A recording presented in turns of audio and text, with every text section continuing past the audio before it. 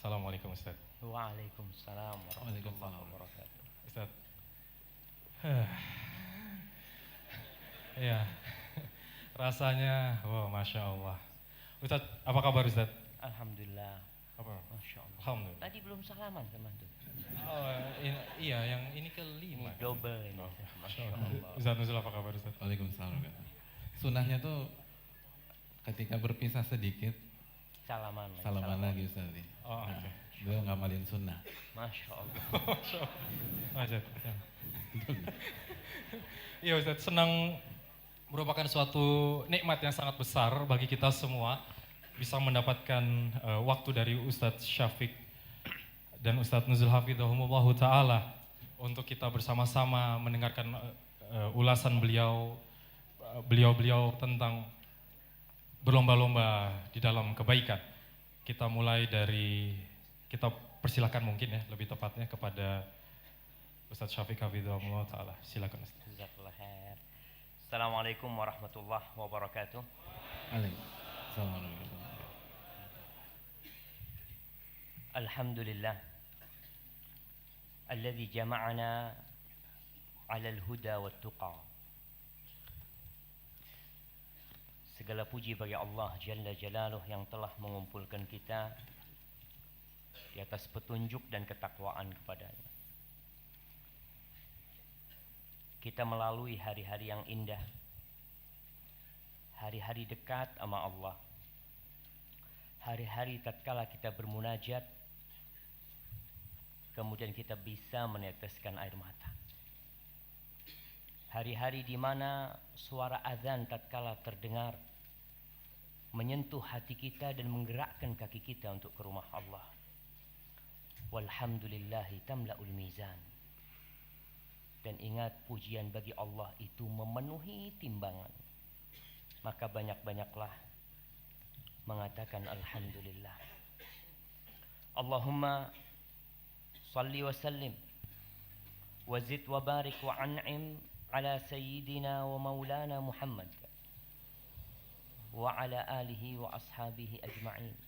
Ya Allah, semoga salawatmu, salam, berkah dan nikmatmu senantiasa tercurahkan untuk hamba kekasihmu, untuk baginda Nabi kita Muhammad sallallahu alaihi wasallam, yang melalui jalan beliau kita jadi faham siapa itu Allah, apa yang harus kita peruntukkan, apa yang seharusnya kita lakukan untuk Allah Jalla Jalaluh. Maka setiap salat kita senantiasa mengatakan assalamu alayka ayyuhan nabi wa rahmatullahi wa barakatuh. Semoga salat bersambung untuk keluarga beliau, untuk istri-istri beliau, untuk putra-putri beliau, dan untuk seluruh sahabat Nabi. Masya Allah. Saat mic-nya didekatkan lagi. Mana mau didekatkan lagi antum? Nggak ada yang dipegang. Masya Allah. Gitulah Masya Allah Ustaz. Anak bersuka. Allahumma salli wa sallim ala Sayyidina wa Maulana Muhammad. Amma ba'd. Jamaah rahimakumullah. Hari ini kita berjumpa kembali. Ana begitu berbahagia didampingi oleh Ustaz Nuzul hafizahullah ta'ala. Walaupun di tengah ana ada dia nih. Nah, ya seharusnya ana berdampingan sama antum Ustaz. Cuma siapa yang nyeting kayak gini nih? Dia kan bisa di sebelah kiri Ustaz gitu kan, ana berduaan sama beliau. Tapi ya wallahu a'lam jamaah, kadangkala kita harus bersabar menghadapi. Baik, hari ini kita akan berbincang tentang persaingan, tentang berlomba-lomba. Sejatinya sudah menjadi tabiat manusia, kita suka bersaing, kita suka berlomba-lomba, kita ingin meraih sesuatu untuk diri kita sendiri. Coba kita lihat setiap pagi orang-orang yang berada di lampu merah. Antum yang naik motor, Antum nunggu lampu itu hijau. Kemudian semuanya ngebut untuk meninggalkan tempat tersebut. Terkadang ada yang mencuri start. Lampunya masih merah, dia udah lari. Kenapa? Nggak ada polisi, Ustaz. Di pasar, hiruk pikuk manusia. Dan subhanallah jamaah. Ana tadi pagi keluar rumah jam 4. Ana menuju ke stasiun, naik motor diantar mahasiswa. Ana lewat pasar.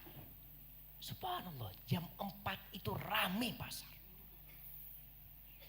Apa yang sedang dicari sama mereka? Mereka sedang bersaing untuk mendapatkan pelanggan. Mereka bersaing untuk mendapatkan gaji yang lebih, bukan gaji, keuntungan yang lebih besar dari orang lain. Kita lihat di pantai, tengah malam, pagi hari, sore hari, nelayan pun bersaing. Mereka ingin mencari tempat yang paling strategis untuk menghasilkan ikan. Kemudian di hutan, siapa yang berangkat ke hutan berburu? Kadangkala mereka berburu rombongan, satu sama lain berlomba-lomba untuk menunjukkan hasil buruan dia adalah yang terbesar. Di kantor, di rumah sakit, ada yang bersaing untuk menjadi pasien yang pertama. Terpaksa. Karena dia tidak ingin menunggu lama. Tapi semuanya bersaing. Kemudian di kampus-kampus. Ketika dibuka pendaftaran. Pendaftaran PNS, pendaftaran untuk militer, untuk semua. Mereka semuanya bersaing. Di lapangan bola mereka bersaing. Sebentar lagi SEA Games. Asian Games. Insya Allah. Alhamdulillah ada Ustadz Nuzul. Kalau enggak kan salah Ustadz. Masya Allah. Jadi Asian Games. Apa bedanya SEA Games sama Asian Games? Fani. Apa bedanya? Tapi Asian Games jamaah. Kita semua persiapan. Yang di bulu tangkis, yang di renang, yang di apa lagi? Yang di sepak bola, yang di lari, yang diangkat beban, semuanya bersaing. Jamaah rahimakumullah, ada yang bersaing untuk berada di soft pertama. Antum jam berapa datang? 4:30, Masya Allah. Antum 5:20, kok bisa di sini antum? Dari pintu belakang mungkin. Lewat pintu belakang Pintu dia. belakang. Ini 4:30, antum 5:20. Gimana? Nyepil. Antum ngelangkain orang-orang ini. Insya Allah, barakallahu fiikum. Ada yang bersaing nih untuk berada di soft pertama. Ibu-ibu bersaing untuk berada di soft terakhir. Betul jamaah. Soft yang terbaik buat ibu-ibu itu yang terakhir. Yang di soft pertama nggak bener tuh. Ya bukan nggak bener Ustaz ya, kurang afdol gitu kan. Iya, karena khairu sufufin nisa akhiruha. Sebaik-baiknya soft para wanita itu yang paling akhir. Ada yang bersaing untuk bersedekah, untuk berhaji. Jadi sejatinya bersaing itu gak masalah jamaah. Tergantung bersaing untuk apa. Yang bersaing untuk kebaikan, yang berlomba-lomba untuk kebaikan, maka nanti Ustadz Nuzul akan berbicara tentang hal itu. Akan berbicara tentang bersaing yang tercela. Yang terkadang kita lebih semangat untuk berlomba-lomba mengumpulkan segunung emas yang bakal menjadi debu daripada bersaing segenggam debu yang menjadi segunung emas. Kita lihat, kita berada di ujung pasar, bukan di ujung, di puncak Di atas. pasar, Masya Allah. Rasulullah Sallallahu Alaihi Wasallam pernah bertanya kepada para sahabatnya dari Abdullah bin Amr bin As radhiyallahu taala anhuma an Rasulillah Sallallahu Alaihi Wasallam, Beliau mengatakan, "Idza futihat 'alaikum Faris war Rum, ayu qaumin antum?" Para sahabat hidup miskin. Sebagian di antara kita miskin. Buktinya apa? Ya ini soft pertama Ustaz. Kalau ada fulus kadangkala softnya terakhir. Kadangkala orang yang di soft pertama itu lagi susah. Maka Nabi alaihissalatu wassalam mengatakan kepada para sahabatnya, kalau nanti ditaklukkan Romawi dan Persia, dan Nabi yakin akan ditaklukkan Romawi dan Persia, kalian akan menjadi orang seperti apa? Modelnya kalian seperti apa? Tetap di soft pertama? Tetap qiyamul lail? Tetap sholat duhanya? Sahabat Nabi Abdurrahman bin Auf radhiyallahu taala anhu mengatakan, naqulu kama amaranallah. Kita akan menjadi seperti yang Allah perintahkan. Kita akan mengabdi kepada Allah. Kita akan dekat sama Allah. Kita akan menggunakan harta itu di jalan Allah. Itu keinginan. Semua memiliki keinginan untuk berbuat baik. Antum, kira-kira kalau punya duit 5 miliar, jadi apa antum? Ada di soft sini? Kira-kira masih di soft sini? Jamaah percaya antum jamaah. Kira-kira antum masih di soft sini? Menurut antum kira-kira? Inginnya masih di sini kan? Inginnya. Tapi kenyataannya, wallahu a'lam. Dan Nabi alaihissalatu wassalam menyingkap tabir bagaimana tatkala dibukakan pintu dunia ini. Beliau mengatakan sallallahu alaihi wasallam, awa ghaira dzalik, atau selain itu kalian tatanafasun. Ini yang pertama. Kalian akan berlomba-lomba. Kalian akan bersaing untuk memiliki sesuatu. Jamaah, yang punya rumah dinas ingin punya rumah sendiri. Yang punya mobil dinas ingin punya mobil sendiri. Yang punya istri, nggak ada istri dinas kan. Istri sendiri dia. Tapi artinya manusia ingin memiliki sesuatu untuk dirinya. Dia nggak cukup dengan rumah yang sejatinya sama rumah dinas dengan rumah sendiri. Sama-sama akan ditinggalkan. Maka Nabi mengatakan sallallahu alaihi wasallam, tatanafasun, kalian akan bersaing ketika itu. Kemudian thumma tatahasadun. Bersaing biasanya akan mengantarkan kepada hasud, iri, dengki. Lihat dagangan temennya laris, padahal bukanya bareng. Sama-sama jam 7 baru buka. Tapi temannya ramai, dia sepi. Maka akan terjadi tata hasad. Kalau sudah hasad, kemudian apa? Thumma tatadabarun. Akan saling memberikan punggung. Tidak bertegur sapa lagi. Sudah. Gara-gara apa? Gara-gara bersaing. Kemudian yang terakhir, thumma tatabaghadun.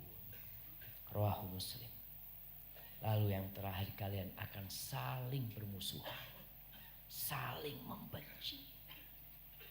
Antum lihat orang-orang yang bersaing. Ketika dia lupa dengan hakikat keberadaan dia di dunia ini, akan saling hasad. Kemudian di hadis yang lain, yang diriwayatkan Imam Muslim juga dari Abu Hurairah radhiyallahu taala anhu, bahwa Nabi alaihissalatu wassalam bersabda, la taqumus sa'ah hatta yahsiral furatu an jabalin min dhahab. Tidak akan terjadi kiamat sehingga sungai Efrat itu menguak ada gunung dari emas. Para ulama menjelaskan, apakah benar gunung emas? Atau tentang kanz min dhahab, tentang ditemukannya nanti harta tersimpan dari emas yang jumlahnya banyak sekali. Jadi bukan di sungainya. Bisa jadi memang ada gunung emas, tapi yang Nabi sebutkan SAW nanti akan terjadi.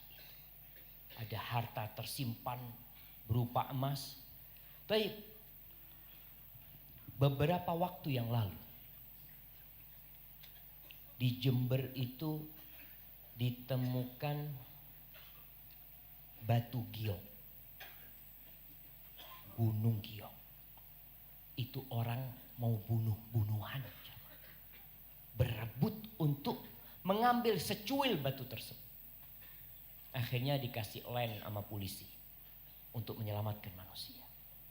Tapi nanti ketika tersingkap gunung emas di sungai Efrat itu, ketika tampak harta tersimpan emas itu, apa kata Nabi SAW? Kira-kira antum kalau ada di situ, antum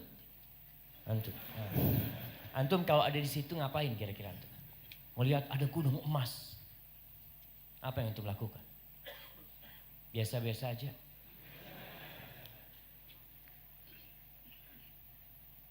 Terserah antum mau ngapain nanti di sana. Umpamanya ginilah, kalau itu masih terlalu jauh lah buat antum. Di tengah situ ada pembagian duit, satu orang $1.000. Antum tetap duduk di sini? Karena tetap istiqomah. Antum akan berebut. Itu tabiat manusia jamaah. Itu tabiat manusia. Kita akan berebut, kita akan bersaing untuk menghasilkan apa yang diperebutkan di sana. Karena Allah telah mencintakan kepada kita dunia ini. Zuyyina linnas hubbus syahwat minan nisa wal banin wal qanatiril muqantarah. Nabi SAW menggambarkan sebuah peristiwa yang sangat memprihatinkan. Apa kata Nabi SAW? Yaqtatilun nas alaih. Manusia akan bertarung, akan bunuh-bunuhan untuk mendapatkan emas tersebut. Fayuqtalu min kulli mi'atin tis'atun wa tis'un. Dari setiap 100 orang yang bertarung, yang mati berapa? 99. 99 mati. Selesai, masih ada yang lainnya. Dia selamat. Lalu Nabi mengatakan wa yaqulu kullu rajulin, setiap orang mengatakan la'alli akun ana alladhi anju. Mungkin aku yang akan menguasainya, mungkin aku yang akan menang. 99 mati temannya. Tapi masih ada ambisi di diri dia kalau dia mungkin bisa menghasilkan emas tersebut. Buat apa jamaah? Kalau dia menghasilkan emas tersebut. Semua temannya mati, dia duduk di atas emas tersebut. Enak hidup dia? Tidak ada. Tapi memang ambisi untuk bersaing yang ada pada diri manusia yang harus diarahkan. Diarahkan kemana? Sebentar lagi Ustaz Nuzul akan menceritakan. Diarahkan kepada yang positif. Tadi imam kita waktu sholat maghrib di rakaat pertama baca surat apa? Jamaah.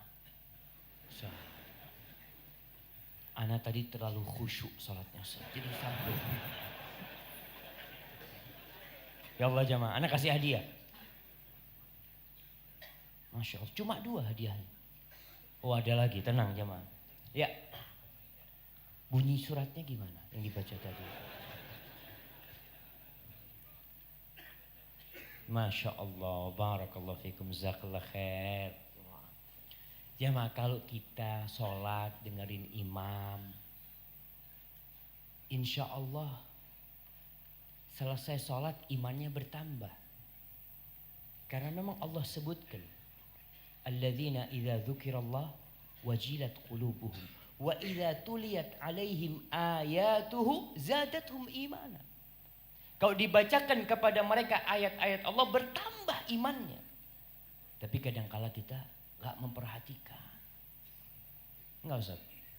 Bukan enggak memperhatikan Ustaz. Antum ngapain tadi waktu imamnya sholat?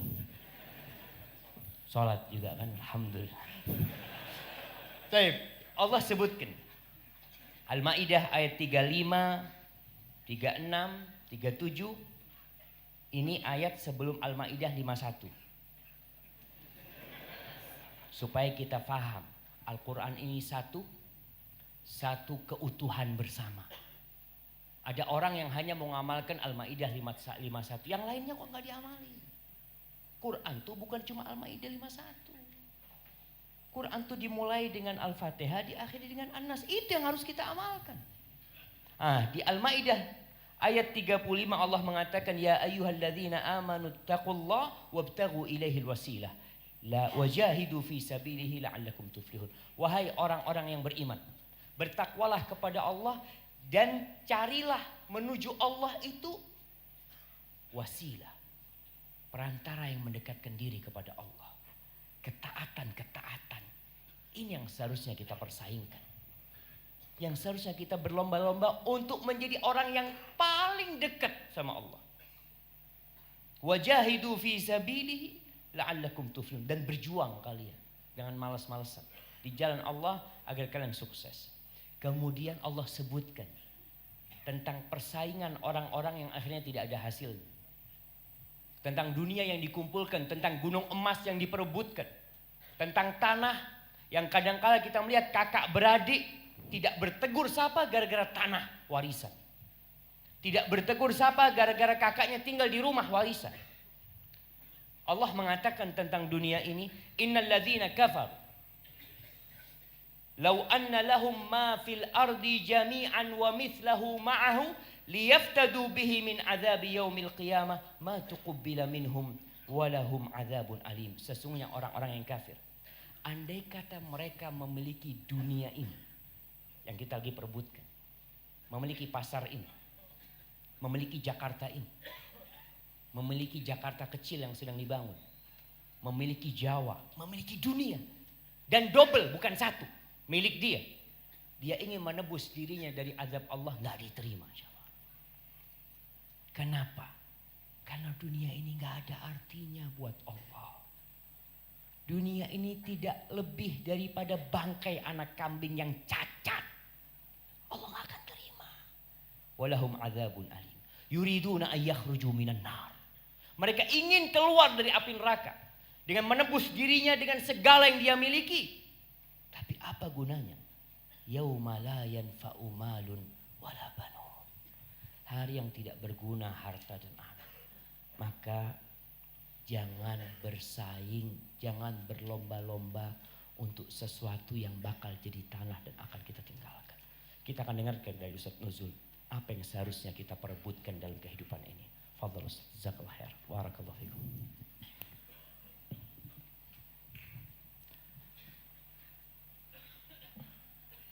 Assalamualaikum warahmatullahi wabarakatuh. Gantung borong aja sampai jam 9.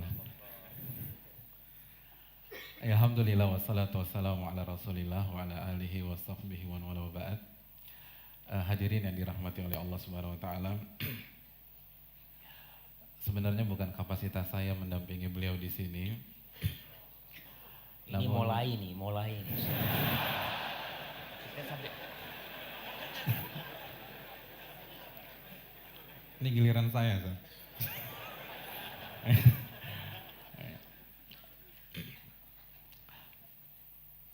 Dalam kitab Wafayatul A'yan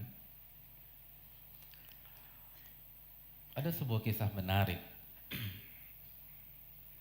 Kisah antara seorang ulama besar yang bernama Raja bin Haywah bersama sahabat beliau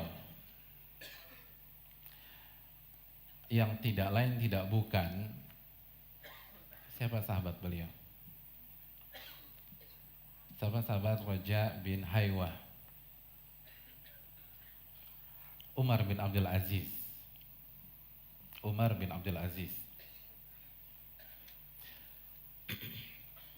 Diceritakan pada saat itu Raja bin Haywah rahimahullahu ta'ala membelikan baju untuk Umar bin Abdul Aziz seharga 6 dirham.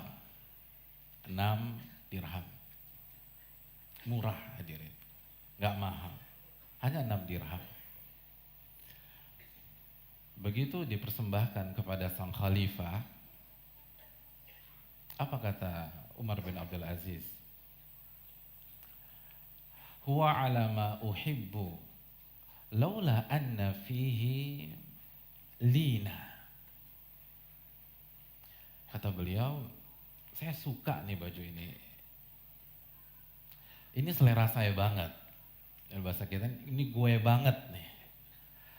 Tapi kayaknya masih terlalu bagus. Masih sangat lembut.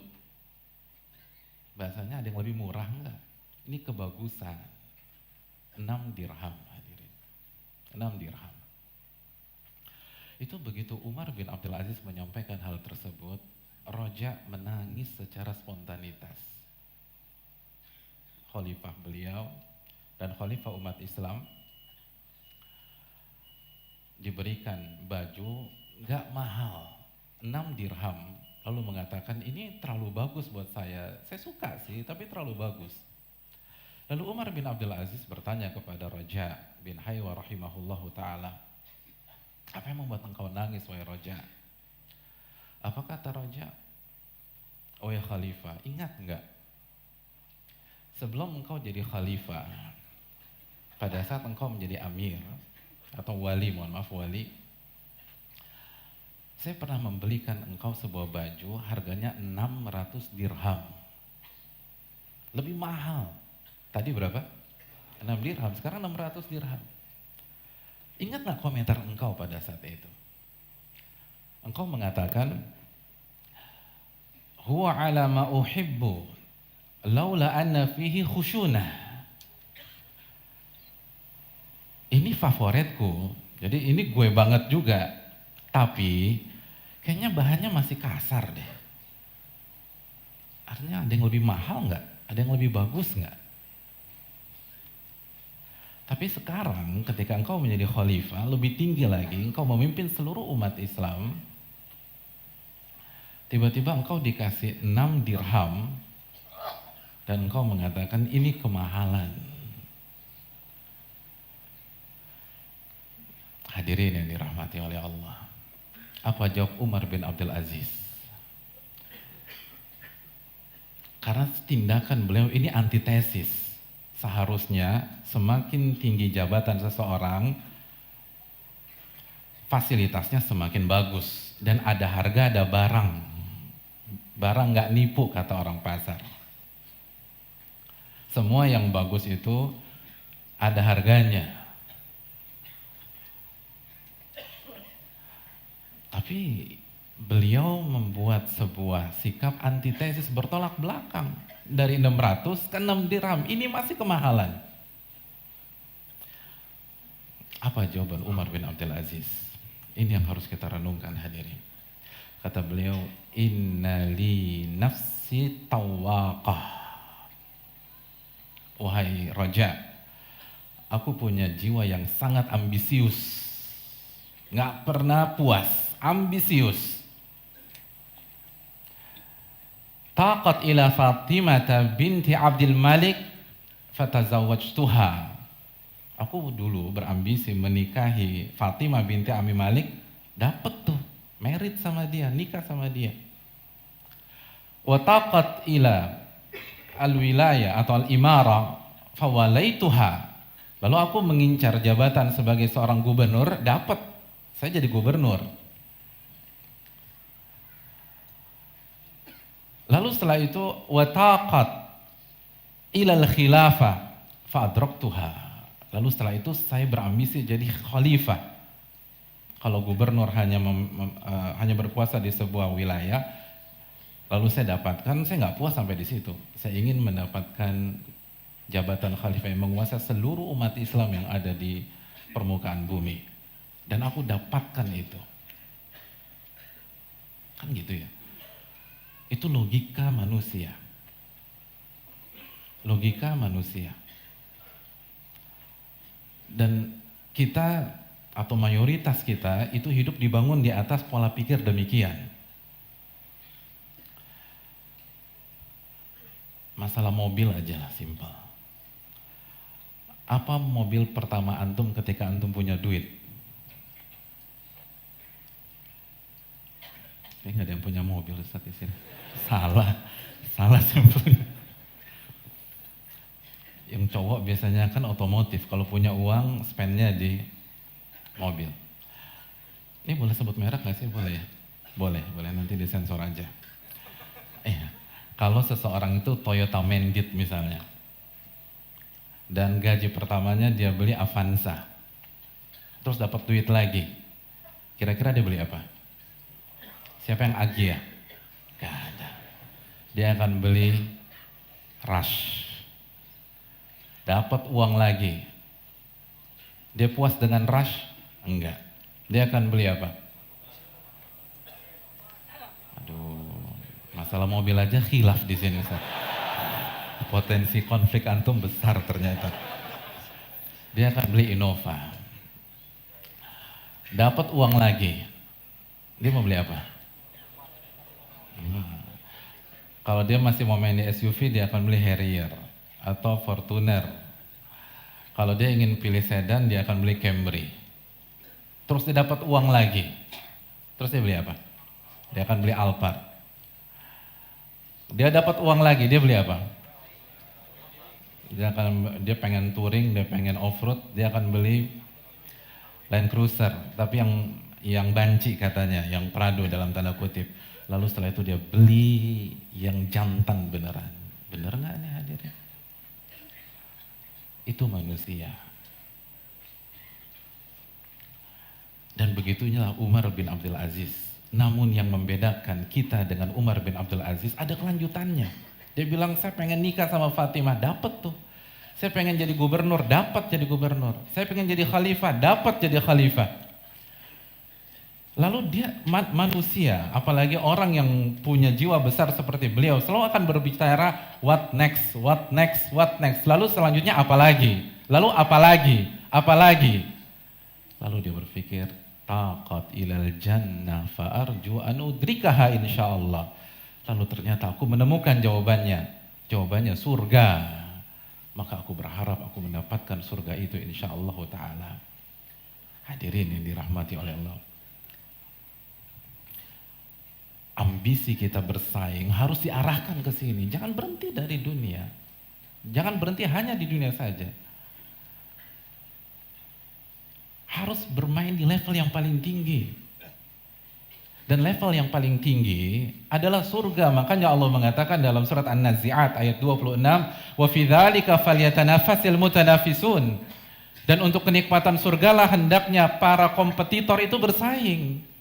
Para orang-orang besar itu bersaing di surga. Jadi Allah katakan bahwa olimpiadenya orang-orang beriman itu cari piala namanya surga. Bukan harta, bukan jabatan, bukan wanita. Karena disitulah orang-orang besar dari setiap generasi itu bermain. Para pakar berkompetisi. Wali-wali Allah itu mainnya di sana hadirin sekalian. Para nabi, para rasul. Apa kata Allah Subhanahu wa taala dalam surat Al-Anbiya ayat 90? Innahum kanu yusari'una fil khairat wa yad'unana raghaban wa rahaba. Dan para nabi dalam sebuah tafsir yang lain ini Zakaria, Yahya dan istrinya Zakaria, itu mereka senantiasa berlomba dalam kebaikan, berlomba dalam amal soleh, berlomba dalam ibadah kepada Allah Subhanahu wa taala. Para nabi hadirin bermain di sana. Bukan bermain di level kekuasaan semata, bukan bermain di level harta saja. Para nabi mainnya di sana. Kalau antum gila bola, target antum main di Liga Champion. Kenapa main di Liga Champion? Saya ingin tanya, misalnya Real Madrid nggak juara atau nggak sampai 4 besar, kira-kira Ronaldo masih di Real Madrid apa enggak? Bisa pindah. Kenapa? Karena dia nggak mau main di kompetisi di bawah Liga Champion. Kenapa? Karena pemain-pemain bola terbaik itu mainnya di sana. Mainnya di sana. Pemain dia jago basket, dia akan ngincar NBA karena di NBA itu pemain-pemain terbaik itu main di sana. Dia pembalap, dia nggak hanya berhenti di go-kart aja, dia ngincar F1. Karena F1 itu isinya seluruh pembalap-pembalap terbaik. Antum punya klub motor nih, antum nggak hanya main di 125 cc, 250 cc, antum main di MotoGP. Karena pembalap-pembalap motor terbaik itu main di sana. Nah, kalau kita bicara yang lebih abadi sebagaimana yang beliau sampaikan, main di kebaikan, main di pahala, main di akhirat, main di level di mana kita bisa mendekat kepada Allah Subhanahu wa taala. main di level ketika Allah berfirman dalam surat Al-Waqi'ah ayat 24, was-sabiquna as-sabiqun ulaika humul muqarrabun fi jannatin na'im. Itu main. Orang-orang yang dulu-duluan kata Allah, berkompetisi. Ulaikal muqarrabun, mereka yang didekatkan kepada Allah, didekatkan ke surga. Kalau antum main cari piala di mana antum bisa melihat wajah Allah Jalla wa Ala. Antum cari hadiahnya yang kekekalan abadi, itu permainan. Itu kompetisi. Itu orang-orang besar main di sana. Wa fi dzalika falyatanafasil mutanafisun. Di situ mainnya. Orang-orang beriman itu main di level tertinggi. Bukan main di level dunia. Tidak diharamkan, tapi jangan berhenti di sana. Karena Nabi SAW mengatakan, "Lau kanatid dunya ta'dilu indallahi janaha ba'udha ma saqat kafira syurbata ma." Kalau dunia itu senilai dengan salah satu sayap nyamuk, maka orang-orang kafir tidak akan Allah akan berikan minum walaupun seteguk air. Gak ada artinya. Gak ada artinya. Satu sayap nyamuk. Saya ingin tanya, ada berapa nyamuk di rumah antum? Kalau satu hilang atau dua hilang, tiga hilang, kira-kira antum galau nggak? Kenapa bendera kuning mas? 3 nyamuk meninggal Pak Ustadz di rumah saya. Atau nggak peduli, nggak ada artinya. Kalau antum berhasil buat peternakan nyamuk, antum bangga? Nggak bangga juga. Jadi hilang tuh nyamuk antum nggak peduli, banyak nyebelin, hadirin nyebelin.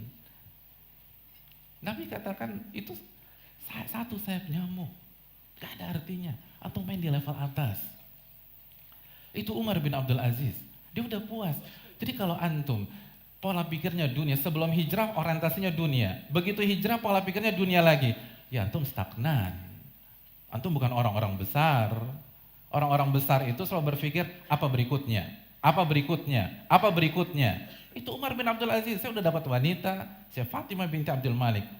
Wanita saleh. Saya udah dapat jabatan, saya udah jadi gubernur, saya udah jadi khalifah. Terus apa lagi? Surga. Itu orang-orang besar.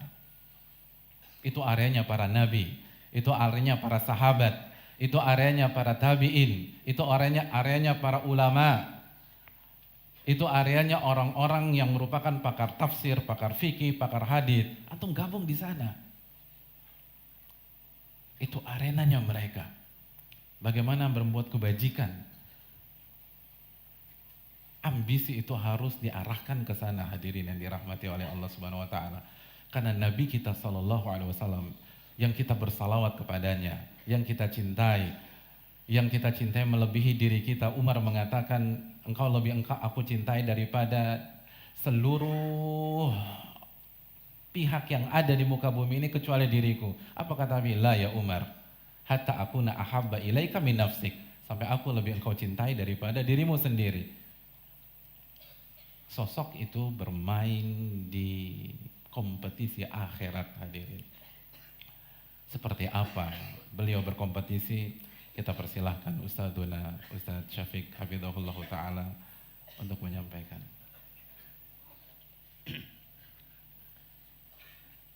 Masya Allah.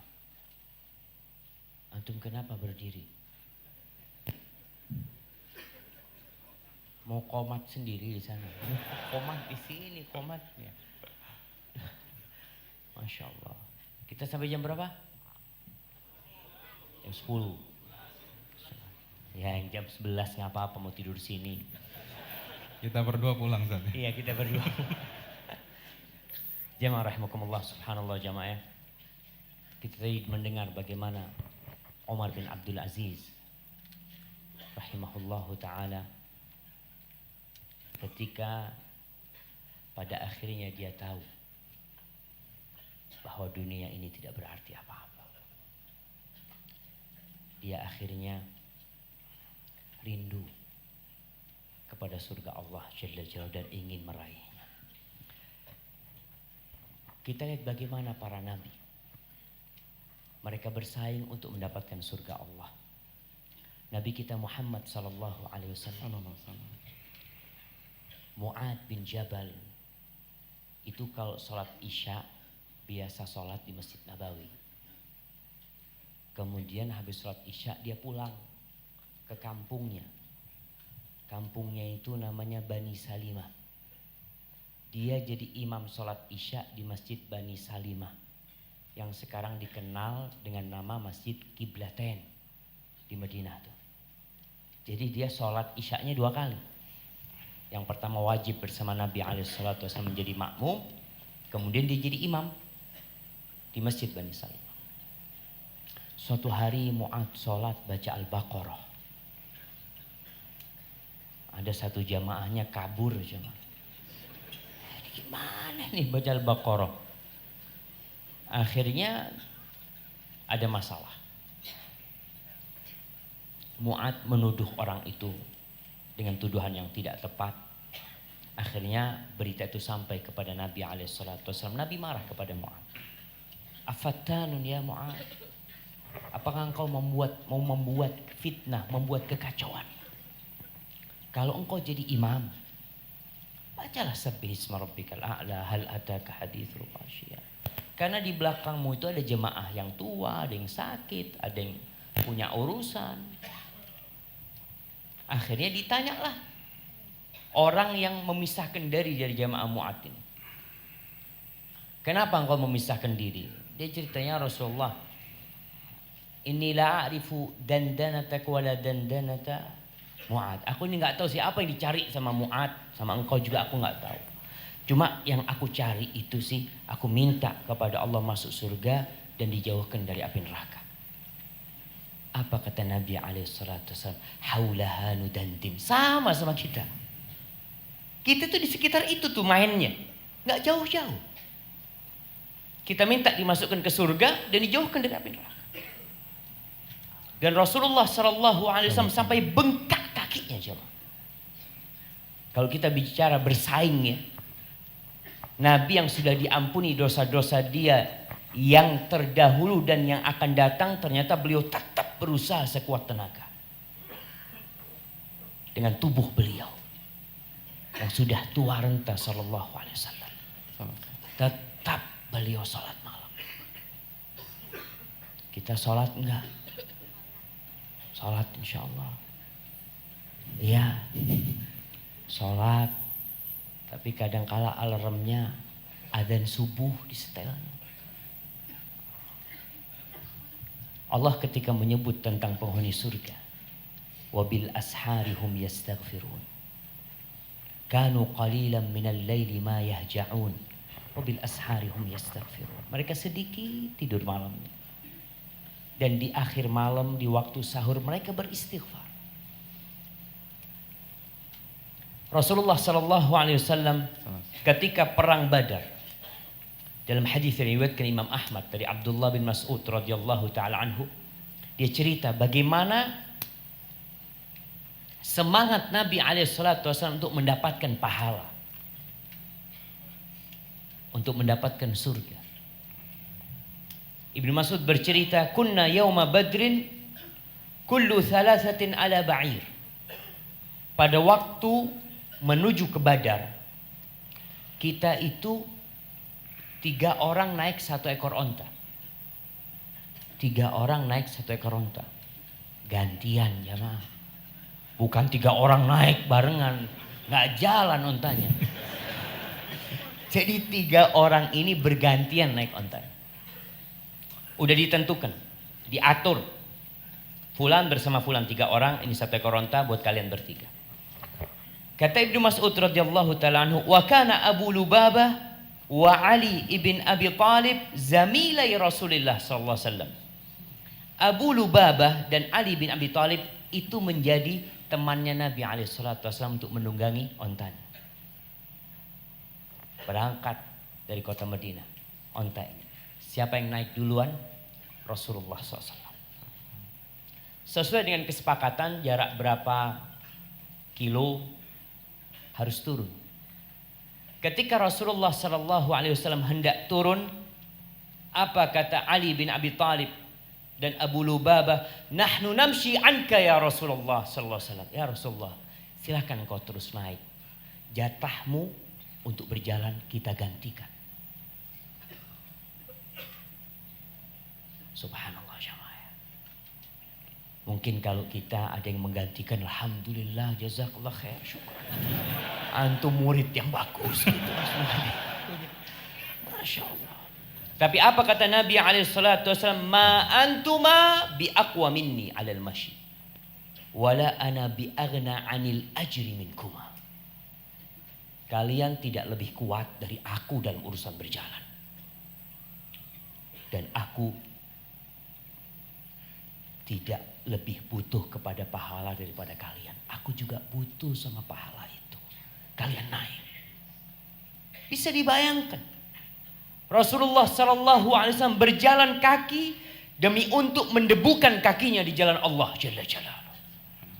Agar beliau mendapatkan pahala kaki yang berdebu di jalan Allah Jalla Jalaluhu. Dan semua ada perhitungan. Itu dengan fisik beliau. Dengan harta. Anak kadangkala sedih ya melihat diri anak sih. Kita ini jadi lebih sering dikasih daripada memberi. Dikasih ini, kasih itu. Sampai ada seorang ustadz di kampus. Dia sampai marah sama mahasiswa. Dia pakai baju ditanya sama mahasiswa.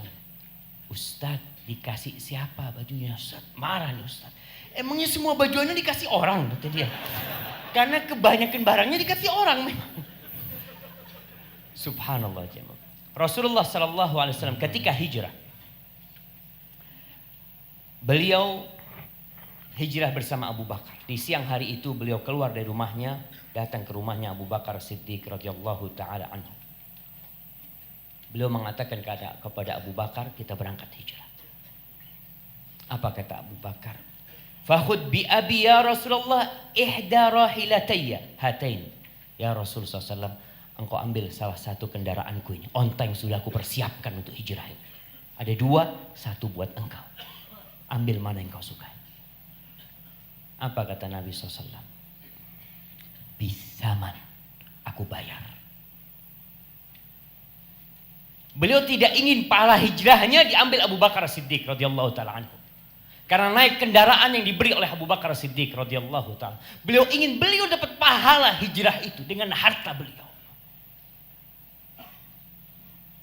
Itu Nabi alaihissalatu wassalam. Beliau tetap bersaing untuk mendapatkan pahala. Jamaah. Ketika sampai Madinah. Dalam hadis riwayatkan Bukhari dan Muslim. Setiap kabilah ingin Nabi SAW singgah di perkampungan mereka. Onta ini berjalan dipegangin tali kekangnya sama orang-orang, rebutan mereka. Mereka bersaing untuk mendapatkan Nabi SAW sebagai tamu mereka. Tapi apa kata Nabi SAW? Da'uha. Tinggalkan dia. Fa innaha ma'murah. Onta ini sudah disuruh sama Allah. Berhenti di mana dia. Nggak usah kalian perebutkan. Sampai unta itu berhenti di satu tempat, kemudian berdiri lagi, kemudian kembali ke tempat yang tadi. Lalu Nabi SAW mengatakan, huna, di sini insya Allah kita bangun masjid. Beliau tanya kepada orang-orang, punya siapa ini? Punya Bani Najjar. Didatangkan, ternyata tanah itu milik dua anak yatim dari kabilah Bani Najjar. Dipanggil sama Nabi SAW. Nabi mengatakan kepada mereka, ya Bani Najjar, saminuni bihaitikum hadha. Berapa harganya tanah ini? Kebun ini berapa harganya? Aku mau bayar. Apa kata mereka? Wallahi la natrubu thamanahu illa minallah. Kita tidak ingin ambil harganya kecuali dari Allah Jalla Jalaluhu. Nabi biarkan? Enggak. Nabi bayar. Nabi bayar. Kenapa beliau bayar? Beliau ingin dapat pahala orang-orang yang sholat di masjid tersebut sampai hari ini.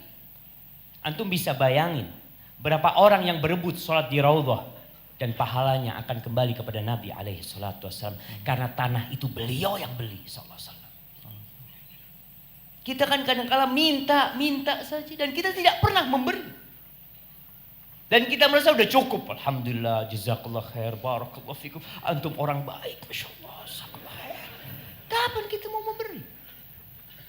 Dan ketika pembangunan masjid, Rasulullah SAW tidak duduk nongkrong melihat para sahabatnya membangun. Beliau ikut membangun jamaah. Beliau ambil batu bata itu, ikut bersama Bilal bin Rabah, ikut bersama Ammar bin Yasir. Sampai dikatakan Ammar itu bawa batu bata double. Yang satu buat Nabi alaihi salatu wassalam. Tapi Nabi pun tetap ikut pada waktu itu. Kalau itu Rasulullah SAW, kita gimana jamaah? Kita bersaingnya di level mana? Itu Nabi. Dan antum akan lihat. Ternyata pendamping-pendamping Rasulullah sallallahu alaihi wasallam. Mereka benar-benar meniti jalan Nabi alaihi salatu wasallam. Dan mungkin kita akan dengar dari Ustaz Nuzul. Barakallahu fiikum. Fadhal Ustaz. Jazakallahu khair Ustaz. Sa'ad bin Abi Waqqas, teman-teman dan hadirin sekalian. Itu pernah sakit di kota Mekah. Sakit yang sangat parah. Dan beliau sendiri berpikir beliau tidak akan hidup lama. Pada saat itu Nabi dengan segala hiruk pikuk kesibukan beliau menyempatkan diri ke menjenguk Sa'ad bin Abi Waqqas. 1 dari 10 sahabat yang dijamin masuk surga. Lalu ketika dijenguk oleh Nabi SAW, apa yang disampaikan Sa'ad bin Abi Waqqas? Beliau mengatakan, "Ya Rasulullah, qad balagha bi minal waji'i ma tara wa ana dzu mal wa la yarithuni illa ibnatun li." Ya Rasulullah, saya sedang mengidap penyakit yang sangat parah sebagaimana engkau lihat sendiri dengan kedua matamu. Dan aku orang yang sangat kaya. Beliau bukan pamer, beliau sampaikan kekayaan beliau karena ada maksud setelah itu. Lalu beliau sampaikan, dan tidak, aku nggak punya ahli waris kecuali satu-satunya anak perempuanku saja. Apa kata Sa'ad bin Abi Waqqas? Afa atasaddaqu bi thulutsai mali, bi thulutsai mali. Ya Rasulullah, izinkan aku berinfak, bersedekah dengan 2/3 hartaku. Allahu Akbar. 2/3. Dan orang kaya. Kalau 2/3 orang miskin, mungkin masih lebih mudah. Saya tahu ada orang di dompetnya tinggal 10.000, terus ketika dia lihat nenek-nenek gendong cucunya dan kehausan, dia kasih tuh 5.000. Dia kasih 5.000. Berarti berapa persen? 50%. Tapi antum pernah dengar nggak? Ada nenek-nenek dengan cucunya yang membutuhkan, mereka miskin, lalu jalan-jalan di sekitar Kebayoran ini, lalu ketemu dengan salah satu pemilik rumah yang punya 3 unit di sini, terus kata dia, ambil aja 1 rumah tuh nek. Gak ada. Padahal 1 rumahnya itu nggak mungkin setengah dari hartanya.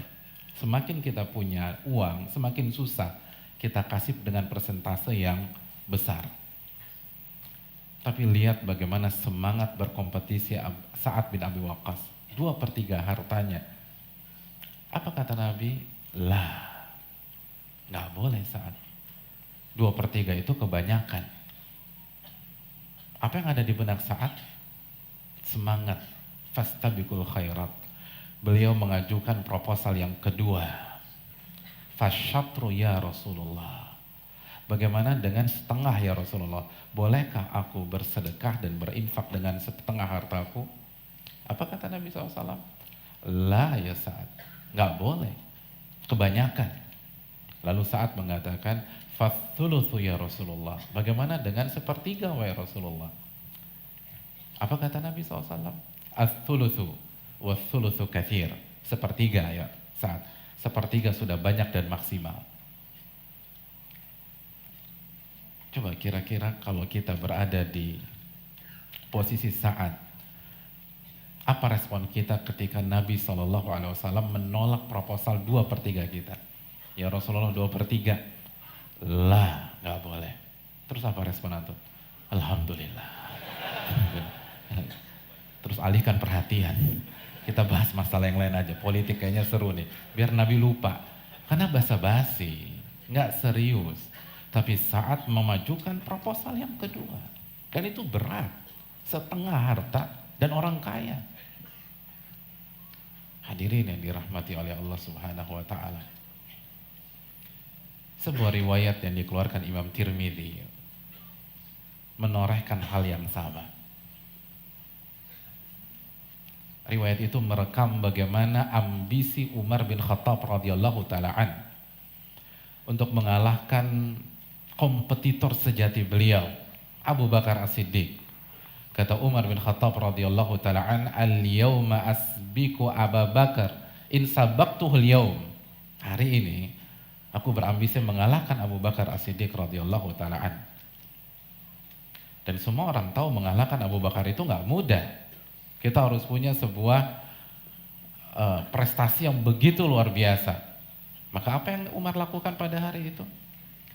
Beliau bawa setengah hartanya ke Rasul sallallahu alaihi wasallam, setengah harta. Lalu Nabi SAW bertanya, apa yang kau tinggalkan untuk keluargamu, wahai Umar? Apa kata Umar bin Khattab? Mithlahu. Semisalnya ya Rasul. Artinya ini 50%. Jadi kalau beliau punya 20M, 10M buat engkau, 10M saya tinggal di rumah. Itu udah pede banget Umar bin Khattab radhiyallahu ta'ala. Tiba-tiba Abu Bakar datang.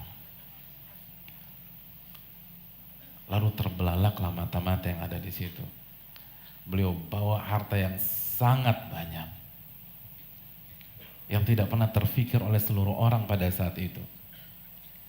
Lalu Nabi SAW bertanya, apa yang kau sisakan untuk keluargamu ya Abu Bakar? Apa kata Abu Bakar? Allah wa Rasulah. Aku sisakan Allah dan Rasulnya yang akan menjamin keluarga aku.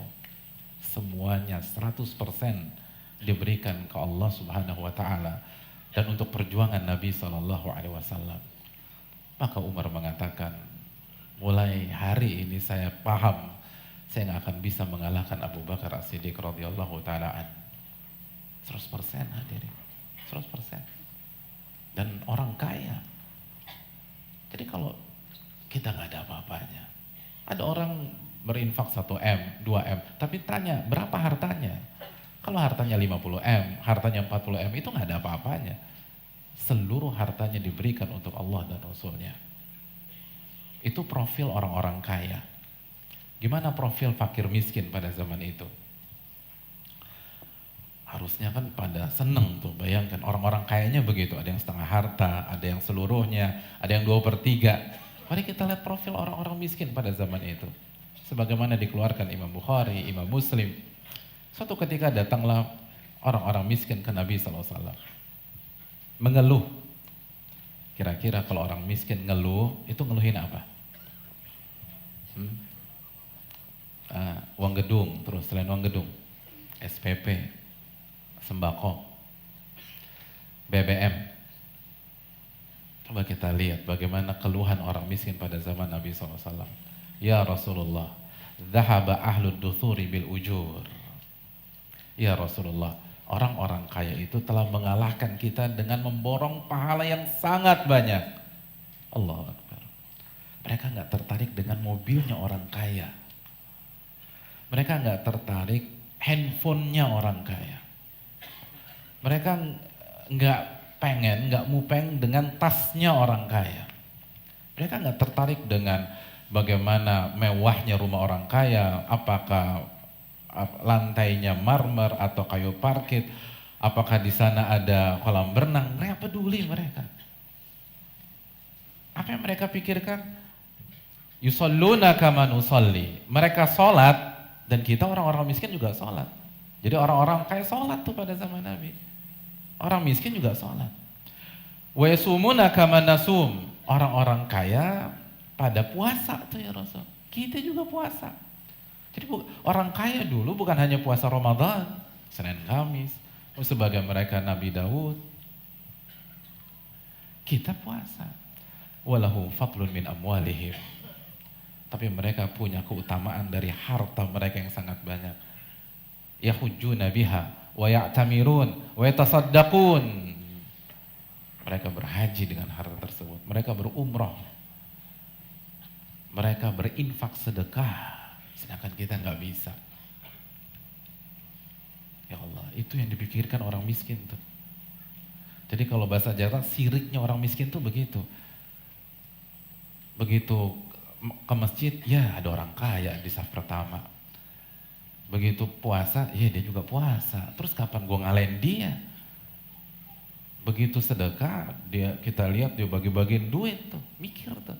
Jadi pertanyaannya kapan kita bisa sedekah? Kapan kita bisa ngalahkan mereka? Mereka nggak tertarik dengan apa harta orang-orang kaya. Karena mereka tahu kalau harta itu tidak digunakan, itu hanya menambah hisab seseorang. Sebagaimana ucapan Ali bin Abi Thalib.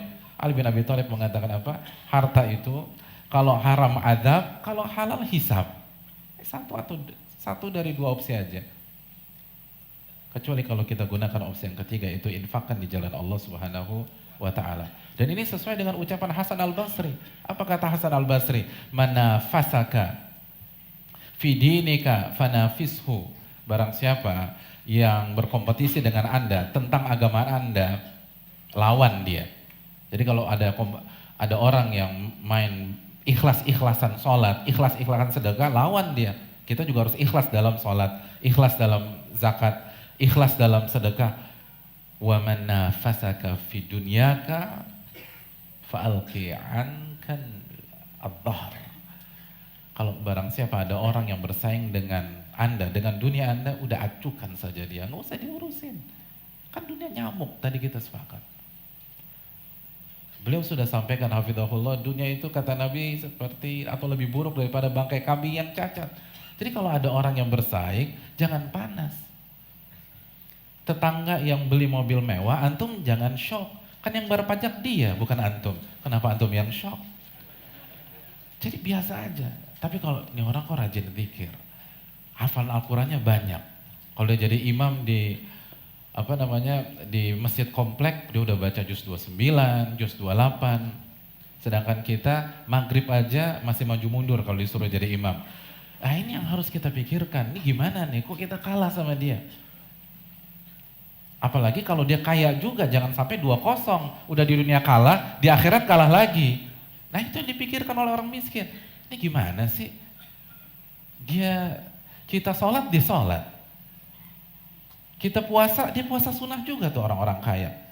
Giliran sedekah kita nggak bisa ngasih, kita dikasih terus. Jadi galau.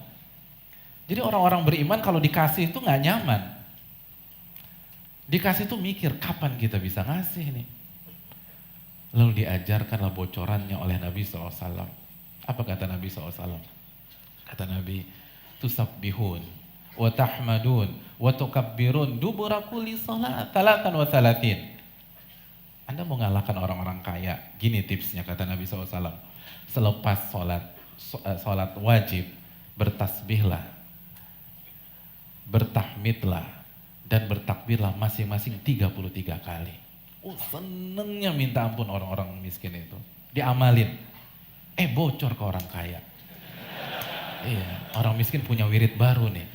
Punya senjata untuk melawan kita. Bocor. Akhirnya gara-gara bocor, diamalin sama orang kaya. Akhirnya si miskin bertasbih 33 kali, orang kaya begitu salam bertasbih 33 kali. Jadi nggak main handphone, bertasbih 33 kali. Bertahmid 33, orang-orang kaya bertahmid 33 kali. Orang-orang miskin takbir 33 kali, orang-orang kaya takbir 33 kali. Lapor lagi ke Nabi SAW. Ya Rasul gimana nih? Ini kalah lagi kita. Jadi bayangkan ya, yang ada di kepalanya dan di hatinya itu akhirat. Akhirat gimana kalah lagi? Lalu apa kata Nabi SAW? Dzalika fadlullahi yu'tihi may yasha. Yaitulah anugerah yang Allah berikan kepada orang yang Allah kehendaki. Udah deh, udah. Kayaknya kalah memang misalnya gitu. Jadi hadirin yang dirahmati oleh Allah, itulah profil orang-orang yang mengikuti para Nabi dan Rasul, khususnya Nabi Muhammad SAW. Dan bagaimana dengan kita yang mengaku mengikuti jalannya Nabi dan para sahabat? Kita harus punya semangat berkompetisi seperti ini. Makanya Ibnul Wird pernah mengatakan, ini stata'ta alla yasbiqaka fil akhirah faf'al. Kalau Anda bisa membuat tidak ada yang bisa mengalahkan Anda dalam masalah akhirat, maka lakukanlah. Tetap berada di di posisi terdepan dalam ibadah tersebut. Dan ini yang bisa saya sampaikan dalam profil sahabat Nabi SAW, dan kita kembalikan ke beliau hafizahullah ta'ala. Jazakallah khair Ustaz, barakallahu fikum. Masya Allah jemaah. Nabi SAW mengatakan khairun nasi qarni, thumma alladhina yalunahum, thumma alladhina yalunahum.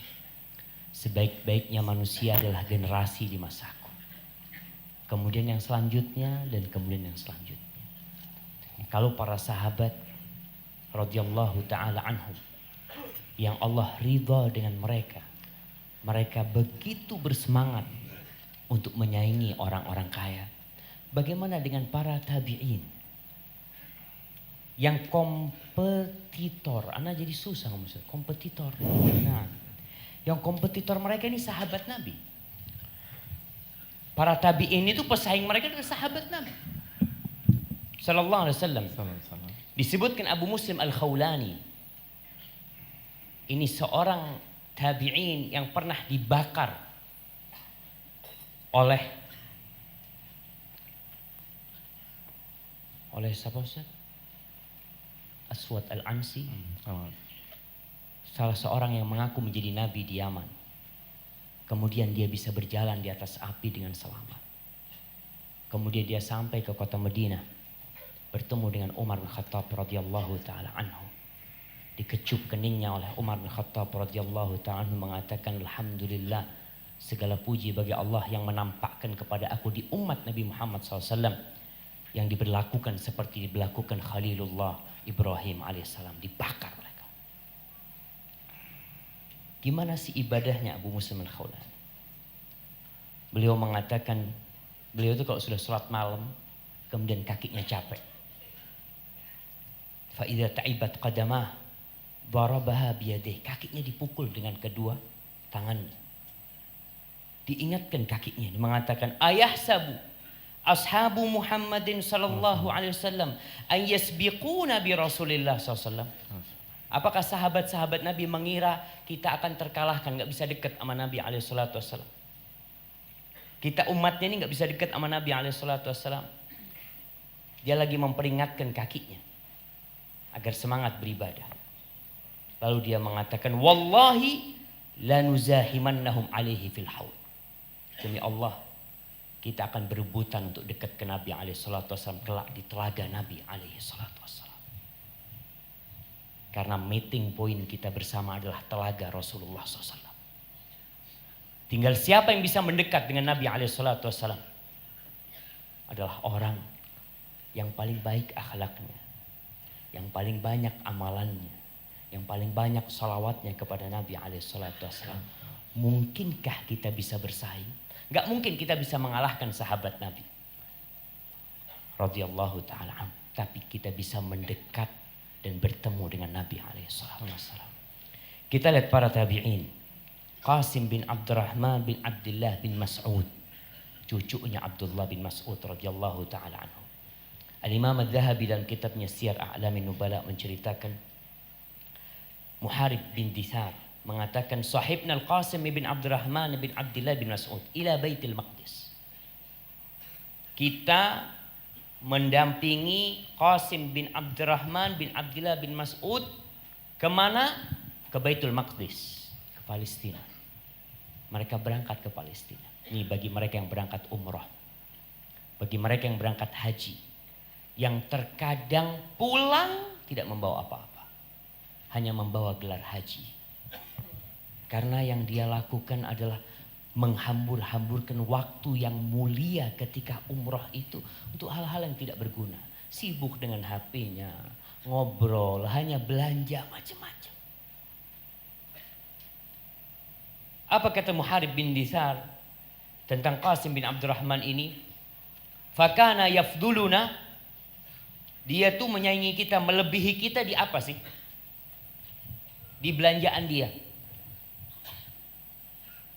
di oleh-oleh yang dia beli. Bukan jemaah. Yafduluna bi kathratis shalah. Dia mendahului kita dalam urusan banyaknya sholat. Wasom, dan diam, nggak banyak ngobrol. Kemudian wasakha, dan banyak berbagi jamaah. Maka bagi teman-teman yang berangkat umroh, jangan kerjanya ngobrol doang dalam perjalanannya. Sampai di sana belanja, apalagi ibu-ibu. Pulang dari masjid, Masya Allah, mesti bawa tentengan plastik. Sampai suaminya ngelihat, ya Allah mau ditaruh di mana? Kan kita disuruh berbagi hadiah. Masya Allah, ya. Karena kalau mereka sibuk dengan dunia, dalam kondisi melakukan perjalanan ibadah, sibuk dengan dunia mereka. Kita lihat nih tabi'in. Malik bin Dinar. Sahabat Malik bin Dinar, Hausyab mengatakan kepada Malik bin Dinar. Diceritakan oleh Imam Zahabi dalam Syiar A'lamin Nubala. Ra'aitu ka'anna munadiyan yunadi ar-rahil ar-rahil. Aku bermimpi. Dalam mimpiku aku mendengar orang yang mengatakan, ayo berangkat, berangkat, berangkat. Dalam mimpiku. Famartahala illa Muhammad bin Wasi. Dari semua orang yang aku lihat, tidak ada yang beranjak dari tempatnya kecuali Muhammad bin Wasi. Dalam mimpinya dia. Apa yang terjadi? Malik bin Dinar menangis jamaah. Karena dalam mimpi itu dia tidak termasuk yang ikut berangkat menuju surga Allah Jalla Jalaluhu. Tidak termasuk yang berangkat menuju akhirat. Tapi malah yang berangkat Muhammad bin Wasi. Siapa Muhammad bin Wasi? Dia seorang tabi'in. Imam Zahabi menceritakan tentang Muhammad bin Wasi. Ja'far bin Sulaiman mengatakan, kuntu idza wajadtu qaswatan fi qalbi. Aku kalau mendapatkan kekerasan di hatiku, jadi gak enak beribadah, gak khusyuk beribadah. Apa yang dilakukan oleh Ja'far bin Sulaiman? Ghadautu fa nadhartu ila wajhi Muhammad bin Wasi. Cukup aku berangkat melihat wajahnya Muhammad bin Wasi. Kana ka'annahu thaqla. Wajahnya itu seperti orang, seperti ibu yang kehilangan anaknya. Penuh dengan kesedihan wajah. Al-Asma'i bercerita tentang Muhammad bin Wasi. Lamma safa Qutaibah ibn Muslim li Turk, ketika terjadi peperangan antara umat Islam dengan Turki pada waktu itu. Panglima umat Islam adalah Qutaibah ibn Muslim. Ketika lagi mengurusin saf umat Islam dan sudah berhadapan dengan safnya musuh dari kaum Turk, Qutaibah bin Muslim bertanya, mengatakan, aina Muhammad bin Wasi? Ada di mana Muhammad bin Wasi? Dicari itu orang. Dicari orang. Oh, ada di sana kata dia. Dia sedang pegang panahnya sambil menunjuk ke langit, sambil berkomat kamit dia. Apa kata Qutaibah bin Muslim? Tilkal usbu' ahabbu ilayya min mi'ati alfi sayfin syahir wa syabin tariyah. Itu jari telunjuknya Muhammad bin Wasi lebih aku cintai daripada 100.000 pedang yang tajam dan 100.000 pemuda yang kuat. Mereka berlomba-lomba dalam kebaikan jemaah. Disebutkan Ja'far bin Sulaiman yang tadi meriwayatkan kalau dia lagi galau hatinya, lagi keras hatinya, dia mengatakan, inni la aghbitu rajulan ma'ahu dinahu wa ma ma'ahu minad dunya syai' wa huwa radin. Aku ini benar-benar apa? Hasud, apa ghibtah ini Ustaz bahasanya Ustaz? Apa ya? Bukan iri ya, iri positif. Iri yang positif. Aku ini benar-benar iri kepada Muhammad bin Wasi, kepada orang, terhadap agama dia, padahal dia nggak punya apa-apa dari dunia ini. Dalam kondisi dia itu ridho. Kita kadang-kala jemaah, apa yang sedang kita cari kita tidak dapatkan, atau kita di PHK, atau proyek kita gagal, kita jadi susah. Tapi kita ketinggalan 2 rakaat sebelum subuh, biasa aja. Ketinggalan tidak sholat duha, biasa aja. Ketinggalan tidak qobliyah, biasa aja. maka mereka benar-benar bersaing dalam kebaikan. Sufyan bin Uyainah, Imam Dhahabi menceritakan bagaimana semangatnya Sufyan bin Uyainah untuk bersaing. Dia mengatakan, inni la ashtahi min umri kullahu an akuna sanatan mithla Ibn Mubarak. Sufyan bin Uyainah ulama hadis yang terkenal. Dia mengatakan, aku tuh berkeinginan semua umurku ini. Kalau umur dia 60 tahun, 70 tahun, aku ingin semua umurku ini seperti 1 tahun umurnya Abdullah bin Mubarak. Bayangkan, apa yang dilakukan Abdullah bin Mubarak? Kata Sufyan bin Uyainah, fama aqdir an akuna wala 3 ayyam. Aku nggak bisa menjadi seperti Abdullah bin Mubarak, hanya 3 hari saja nggak bisa. Wallahi jamaah, Abdullah bin Mubarak ini kalau lagi padam lampunya, mati lampu, kemudian dihidupkan lampunya, orang-orang mendapati Abdullah bin Mubarak dalam kondisi menetes air mata di pipinya. Kenapa? Dia ingat dengan gelapnya di alam kubur. Dia ketika punya harta, dia sedekahkan kepada para ulama. Dia berangkatkan jemaah haji dengan biaya dari dia. Dia ikut berjihad, dan ketika jihad dia berada di saf terdepan. Ibn Uyainah ingin menjadi Abdullah bin Mubarak. Sampai ada yang mengatakan Abdullah bin Mubarak ini kalau disandingkan dengan para sahabat Nabi, sepertinya sama dia dengan para sahabat Nabi, kecuali satu. Dia tidak pernah melihat Rasulullah SAW. Abu Ahmad Al-Qalabisi disebutkan oleh Adz-Dzahabi, ini cerita terakhir tentang tabi'in ya. Dia bercerita bahwasanya ada seorang yang berbagi duit sebanyak 40.000 dirham. Dia bagikan kepada fakir miskin. Lalu salah seorang yang zuhud berkata kepada Abu Ahmad Al-Qalabisi, mengatakan, ama tara ma anfaqa hadha wa ma qad amilahu wa nahnu la narji ila syai'in nunfiquhu ma indana syai'. Engkau enggak lihat tuh apa yang dilakukan orang itu? Bisa bersedekah, dia bagi-bagi, perbuatannya begitu mulia. Sedangkan kita semua yang kita berikan hanya untuk kebutuhan kita sendiri, enggak pernah kita berikan kepada orang lain, enggak pernah kita berbagi. Terus apa yang harus kita lakukan? Famdi bina ila maut. Yuk kita berangkat ke satu tempat. Fadhahabna ilal madain. Lalu mereka berangkat ke Madain yang ada di Iran sana, ibu kota Persia dahulu. Dia berangkat ke sana. Fasallaina arba'ina alfa salat. Kemudian tuh orang-orang pada sholat sebanyak 40.000 sholat sunnah. Dia melihat orang kaya bersedekah 40.000 dirham, nggak bisa dia bersedekah. Apa yang dilakukan? Sudah memperbanyak sholat sunnah. Jadi tadi disebutkan oleh Ustaz Nuzul, tatkala kita melihat orang-orang yang berlomba-lomba dalam urusan dunia, kita berlomba-lomba dalam urusan akhirat. Bagaimana kalau kita melihat orang kaya berlomba-lomba dalam urusan akhirat? Apa yang harus kita lakukan? Semampu kita. Antum melihat orang itu sedekah, ya Allah, anak nggak bisa sedekah. Antum melihat orang itu bisa bangun masjid dengan memberi semen, memberi pasir kepada masjid itu. Antum punya tenaga, antum datang ke masjid itu, Pak, saya mau bantu bangun masjid ini. Nggak apa-apa, 3 hari nggak usah digaji. Mau antum jamaah? 3 hari nggak digaji. Wallah. Maka jamaah, pantas kalau Nabi SAW mengatakan bahwasanya itulah generasi terbaik jamaah.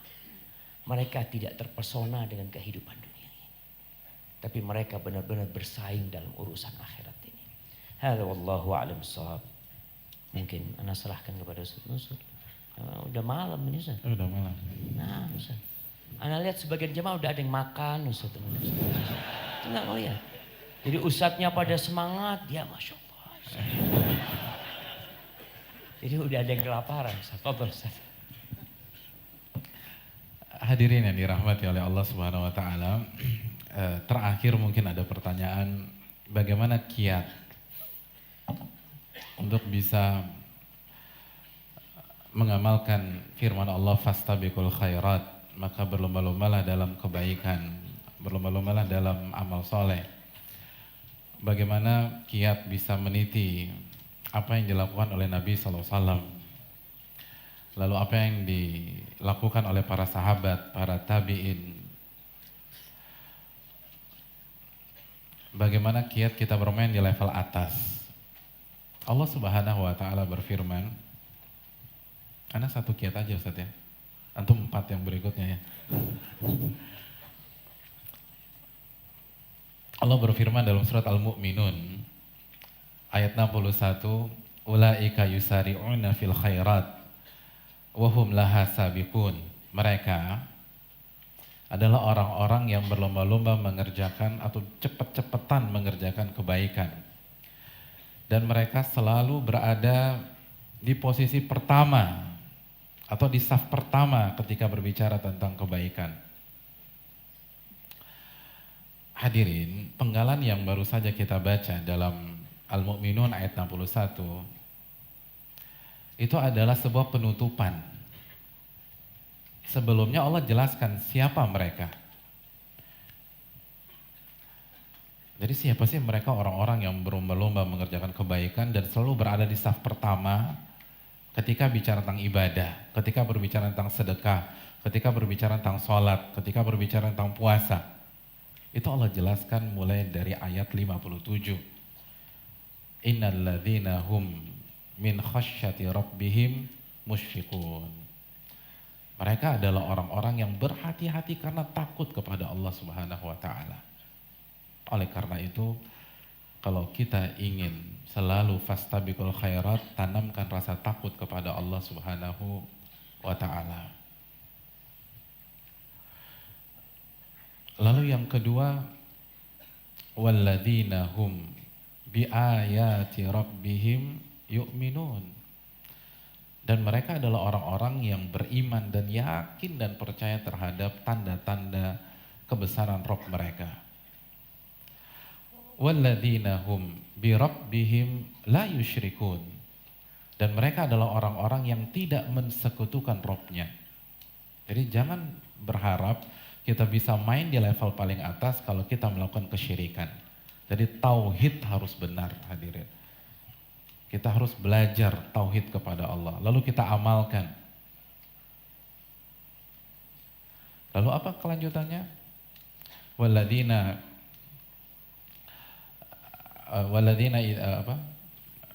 yu'tuna ma ataw wa qulubuhum wajila annahum ila rabbihim raji'un. Dan orang-orang yang setelah habis beramal itu dirinya merasa takut. Dalam hadis Tirmidzi, merasa takut amal ibadah mereka nggak diterima sama Allah. Jadi bukan orang-orang sombong, orang-orang yang tawadhu. Orang-orang yang rajin ibadah, setelah ibadah khawatir Allah yataqabbala minhum, kata Nabi SAW. Mereka khawatir amal ibadah mereka gak diterima oleh Allah Subhanahu wa Ta'ala. Jadi amalan hati mereka kuat. Jadi mereka walladzina yu'tuna ma ataw wa qulubuhum wajilah. Rajin ibadah, tapi setelah ibadah mereka khawatir amal ibadah mereka gak diterima. Oleh karena itu Al-Muhasibi pernah mengatakan, man sahhaha batinahu bil muraqabah. Barang siapa yang memperbaiki jiwa dan hatinya dengan selalu merasa diawasi oleh Allah, maka Allah akan menghiasi untuk dirinya al-mujahadah wa tibai sunnah. Maka Allah akan menghiasi dan memberikan kekuatan kepada dirinya untuk benar-benar bersungguh-sungguh dalam beribadah dan mengikuti sunnah Nabi SAW. Oleh karena itu sekali lagi tafsir dari ayat-ayat di atas sangat panjang, tapi poin itu harus antum renungkan dan mungkin bisa dikaji di kesempatan lain. Antum pekan depan ke Jakarta lagi Ustaz ya? Kaji buku ayat ini. Ya mungkin itu dari saya dan Ustaz Syafiq Hafidhullah akan menambahkan kiat yang lain. Kayaknya udah cukup loh jamaah. Tapi anak akan bacakan sebuah hadis sebagai penutup sebelum kita masuk ke sesi tanya jawab. Dalam hadis yang diriwayatkan Abu Dawud dan Al-Hakim, Rasulullah sallallahu alaihi wasallam mengatakan, "Ad-du'adatu fi kulli syai' khairun illa fi amalil akhirah. Kata Nabi alaihissalatu wassalam, berlahan-lahan dalam atau ya pelan-pelan dalam segala sesuatu itu baik. Pelan-pelan naik motor itu baik. Pelan-pelan naik mobil itu baik. Gak terburu-buru itu baik. Kecuali fi amalil akhirah. Kecuali untuk urusan akhirat. Kalau antum mau sodakoh pagi hari jangan nunggu sore. Antum mau berbakti sama ibu antum mau berbakti sama ayah antum, ingin memberikan sesuatu kepada mereka, berikan sekarang. Jangan nunggu esok. Mungkin esok orang tua antum meninggal dunia. Sehingga antum akan menyesal selama hidup antum tidak bisa berbakti sama orang tua antum. Antum ingin membangun sebuah masjid, mau transfer duit untuk bangunan masjid, kirim malam ini. Jangan nunggu besok. Karena belum tentu besok niat antum masih tetap jamaah. Tapi kalau sudah dikirim, gak bisa diambil. Antum pagi ngomong, ya Allah terlalu banyak kayaknya kan. Selesai, tapi alhamdulillah antum tinggal memperbaiki niat antum. Tadi disebutkan nama Ustaz Nuzul bahwasanya orang-orang itu bermuhasabah. Melihat yang sudah dia kerjakan kira-kira ikhlas enggak? Kira-kira diterima oleh Allah enggak? Maka dalam semua urusan akhirat segera. Kalau dengar azan jangan nunggu qomat. Sebagian orang dengar azan, oh masih lama qomatnya. Terus ngapain? Ngobrol. Akhirnya sampai masjid jadi imam dia. Imam masbukin, Ustaz. Imam yang para masbuk. Jangan ditunda-tunda untuk hal itu. Hadza wallahu a'lam bissawab. Baik, fadhal mungkin kita masuk ke Sayyidina jawab. Antum Ya. kenapa pegang itu, Ustaz? Kita bagi tugas Ustaz tadi. Masya Allah, kasihkan ke dia, Ustaz. Dia ngapain dari tadi di tengah sini, Ustaz? Tugasnya dia baca itu, Ustaz. Nah, fadhal antum ambil itu. Loh, fadhal. Satu. Masya Satu setelah Allah. beliau. Beliau yang jawab.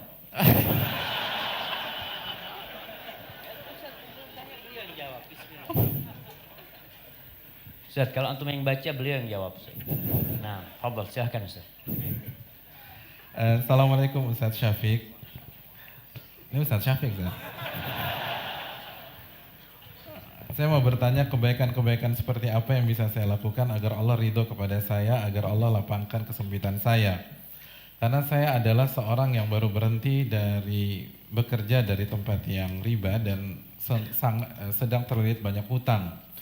Dan sedang memiliki banyak tanggungan yaitu keluarga besar saya. Jazakallahu khair Ustaz. Masya Allah jamaah ya.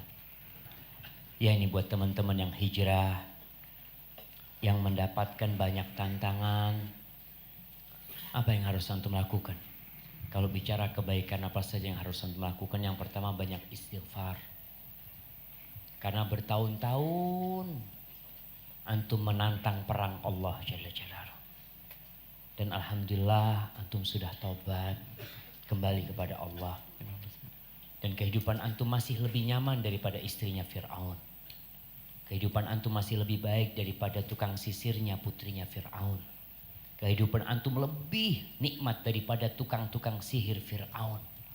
Bagaimana tatkala mereka hijrah dari jahiliyah mereka menuju Allah. Mereka dibantai dan dibunuh jamaah. Mereka disiksa demi la ilaha illallah mereka. Sedangkan antum masih hidup nikmat. Terlilit utang, minta sama Allah. Baca doa Allahumma kfini bihalalika an haramik wa aghnini bifadlika amman siwak. Tumbuhkan dalam diri antum bahwasanya yang bisa menolong antum hanya Allah. Banyak-banyak membaca firman Allah, hasbunallah wa ni'mal wakil. Nabi Ibrahim ketika dilemparkan ke dalam api untuk dibakar di sana, beliau mengatakan hasbunallah wa ni'mal wakil. Mau apa lagi sekarang? Mau kemana? Jangan bergantung kepada manusia.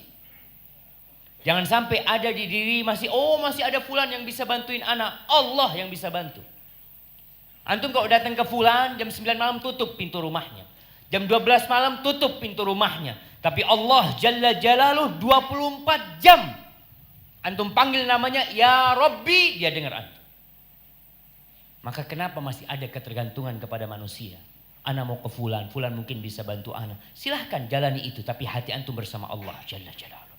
Rasulullah Sallallahu Alaihi Wasallam ketika pasukan orang-orang Quraisy mau balik menyerang Madinah setelah perang Uhud, setelah 70 sahabat tewas pada waktu itu, radhiyallahu taala anhum ajma'in, mereka mau balik. Ditakut-takutin nih Nabi alaihi salatu wassalam agar takut dengan pasukan itu. Apa kata mereka? Hasbunallah wa ni'mal wakil. Tumbuhkan. Ada masalah di keluarga, ingat ini dosa ana ya Allah, ana terima ya Allah. Minta sama Allah Jalla Jalaluhu.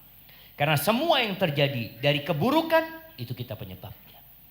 Semua kebaikan yang kita dapatkan, antum masih bisa bernafas, antum masih sehat, dan ketahuilah kesehatan jauh lebih berharga daripada kekayaan.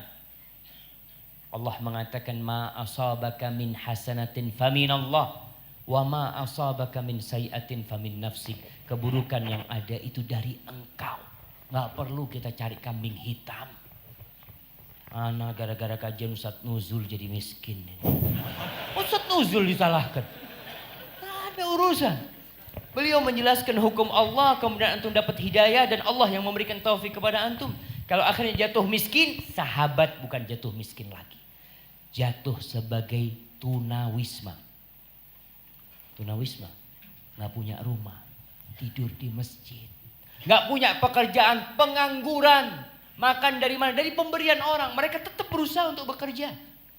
Umar bin Khattab, masya Allah, orang yang terhormat di Mekah yang memiliki harta, sampai Madinah jadi pengembala kambing. Radhiyallahu taala. Abdurrahman bin Auf sampai Madinah jadi apa? Jadi makelar. Seperti itu mereka. Jadi ketika antum mendapatkan masalah, kebaikan apa yang harus antum lakukan? Husnudzon sama Allah. Berbaik sangka sama Allah. Kalau Allah baik sama antum. Nggak perlu nyalahkan siapa-siapa, banyak istighfar dan terus berbuat baik. Kalau keluarga banyak menolak, banyak marahin, banyak ya kadangkala mereka kecewa dengan kita, keluar dari kerjaan kita, sampaikan kepada mereka, doakan. Ana yakin Rabbul Alamin akan memberikan jalan. Hadza wallahu a'lam bissawab. Baik Ustaz. Terima kasih Ustaz, jazakumullah khair. Ini pertanyaan kedua. Ustaz, kalau kita berbuat baik hanya karena pencitraan, apakah hukumnya? Jazakumullah khair. Fadhal Ustaz.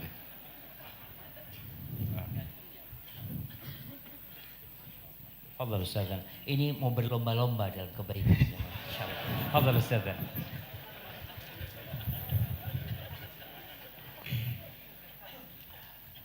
Ya hadirin yang dirahmati oleh Allah Subhanahu wa taala, berlomba-lomba melakukan kebaikan dalam rangka pencitraan ini bahaya hadirin. Yang pertama, dia nggak akan dapat pahala dari Allah Subhanahu wa taala. Karena Nabi SAW bersabda, innamal a'malu binniyat. Sesungguhnya amal ibadah itu tergantung niatnya. Wa innamal likulli imri'in ma nawa. Dan setiap orang akan mendapatkan sesuai dengan yang dia niatkan tersebut. Lalu Nabi SAW memberikan contoh atau sampel. Faman kanat hijratuhu ilallahi wa rasulih fahijratuhu ilallahi wa rasulih. Barang siapa yang berhijrah, dan hijrah adalah sebuah ibadah yang sangat berat. Dan kalau kita tarik garis ke belakang, hijrahnya Nabi itu luar biasa. Kalau diniatkan untuk Allah dan Rasulnya, maka dia akan mendapatkan Allah dan Rasulnya. Tapi sebaliknya, waman kanat hijratuhu li dunya, barang siapa yang hijrahnya untuk dunia, yusibuha, untuk ia dapatkan, seperti pencitraan, nama baik, nama besar, branding, lalu kekuasaan, harta, awim ra'atin yankihuha, atau wanita yang ingin dia nikahi. Nabi SAW mengatakan fahijratuhu ila ma hajara ilaih. Maka yang dia dapatkan hanya yang dia niatkan tersebut. Dan gak berhenti sampai di sana. Allah berfirman dalam surat Hud ayat 15-16, dan barang siapa yang beramal ibadah untuk mendapatkan dunia dan segala perhiasannya. Kalau kita baca tafsir Abdullah bin Abbas dari ayat ini, maksudnya orang yang beribadah untuk mendapatkan dunia. Salah satunya pencitraan. Apa kata Allah? Nuwaffi ilaihim a'malahum fiha wa hum fiha la yubkhasun. Kita akan kasih tuh yang dia inginkan selama sesuai dengan takdir Allah Subhanahu wa taala, dan mereka tidak akan dizolimi. Mereka nggak akan dikurang-kurangin. Tapi ingat ayat ke-16-nya, ulaikal ladzina laisa lahum fil akhirati illa nar. Mereka adalah orang-orang yang tidak akan mendapatkan tempat di akhirat kecuali api neraka. Oleh karena itu, kita semua kembali ke basic atau konsep dasar kita, amal ibadah tidak akan diterima kecuali dua syarat, yaitu yang pertama ikhlas kepada Allah dan ittiba kepada Nabi SAW. Kita persilakan Ustadz Syafiq untuk menambahkan. Ustaz, masih banyak pertanyaannya Ustaz. Lanjut aja. Lanjut. Baik, Ustaz. Terima kasih Ustadz Nuzul dan juga terima kasih kepada jamaah yang bertanya. Kita lanjutkan ke pertanyaan selanjutnya. Assalamualaikum warahmatullahi wabarakatuh. Waalaikumsalam. Ustadz, pernikahan kami di bulan April 2018 ini berumur 6 tahun. Bolehkah saya menggugat cerai atau meminta cerai suami saya yang sudah malas melakukan sholat 5 waktu? Dan suami saya ini masih suka berhubungan dengan mantannya kurang lebih selama 2 tahun ini. Dan suami saya tidak memberikan nafkah biologis selama 6 bulan. Ini curhat ini Ustaz. Kami berdua sudah membicarakan masalah ini secara baik-baik dan responnya suami saya hanya diam saja. Sejujurnya saya sudah capek Ustaz dengan masalah ini. Tolong nasihatnya untuk saya. Terima kasih. Assalamualaikum warahmatullahi wabarakatuh. Waalaikumsalam warahmatullahi wabarakatuh. Jamaah, agar hal seperti ini tidak terulang kembali, maka kalau menikah, tolong yang sesuai dengan sunnah Nabi Sallallahu Alaihi Wasallam. Mencari pasangan hidup itu yang benar, sehingga nggak kayak gini. Ini kan nggak sholat, berhubungan dengan wanita yang bukan mahramnya, yang bukan istrinya. Ini terkadang seorang wanita tahu suaminya kayak gitu ketika dia mau menikah, bahwasanya suaminya nggak sholat, tapi harapan dia apa? Oh, insya Allah nanti bisa diperbaiki Ustaz, anak akan berusaha. Ternyata nggak bisa diperbaiki. Rasulullah Shallallahu Alaihi Wasallam menyuruh kita mencari pasangan yang agama dan akhlaknya baik. Terus solusinya apa sekarang? Istighfar. Minta ampun sama Allah Jalla Jalaluh. Karena tidak mengikuti sunnah Nabi SAW dalam memilih pasangan. Yang akhirnya anti jadi korban sendiri. Gak perlu, sekali lagi jangan cari kambing hitam. Kita penyebabnya. Ayat tadi sudah dibacakan, keburukan yang terjadi itu karena kita. Maka kita yang berintrospeksi diri, banyak istighfar, mohon ampun sama Allah. Kalau mau gugat cerai dengan suami seperti itu nggak ada masalah. Kalau sudah tidak bisa dinasehatin, tidak bisa diperbaikin, maka khulu menjadi salah satu solusinya. Wallahu a'lam bishawab. Gimana menurut Ustaz? Katanya Ustaz. Masih banyak, Ustaz. Oh.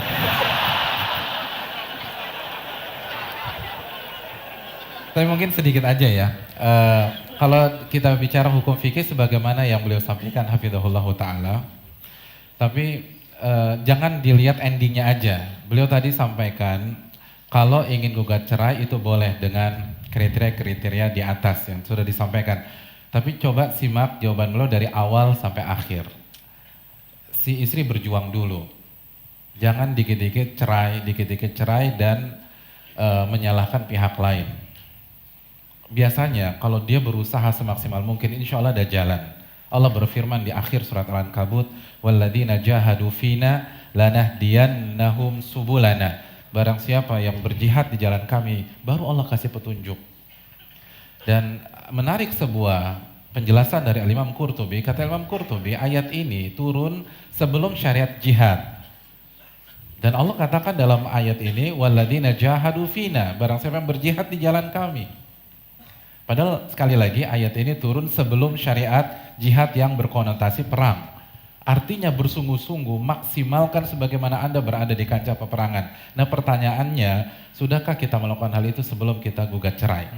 Coba dulu, karena Allah akan kasih petunjuk kalau kita sudah maksimal dalam beristighfar kata beliau, maksimal dalam bertaubat, maksimal dalam bermuhasabah, maksimal memperbaiki hubungan kita dengan Allah, maksimal dalam menasehati, dan lain sebagainya, baru kita arah ke perceraian. Dan pengalaman kita yang terbatas, kalau kita lihat para masyaikh ketika ditanyakan masalah-masalah seperti ini, mereka jawab secara global, tapi sebelum eksekusi mereka sarankan pasangan-pasangan seperti itu konsultasi private dengan ahli ilmu, karena bisa jadi itu dari sisi istrinya belum tentu dari sisi suami. Bisa jadi suaminya sholat terus tapi di kantor gitu loh, tapi karena nggak pulang 7 hari divonis nggak sholat misalnya gitu.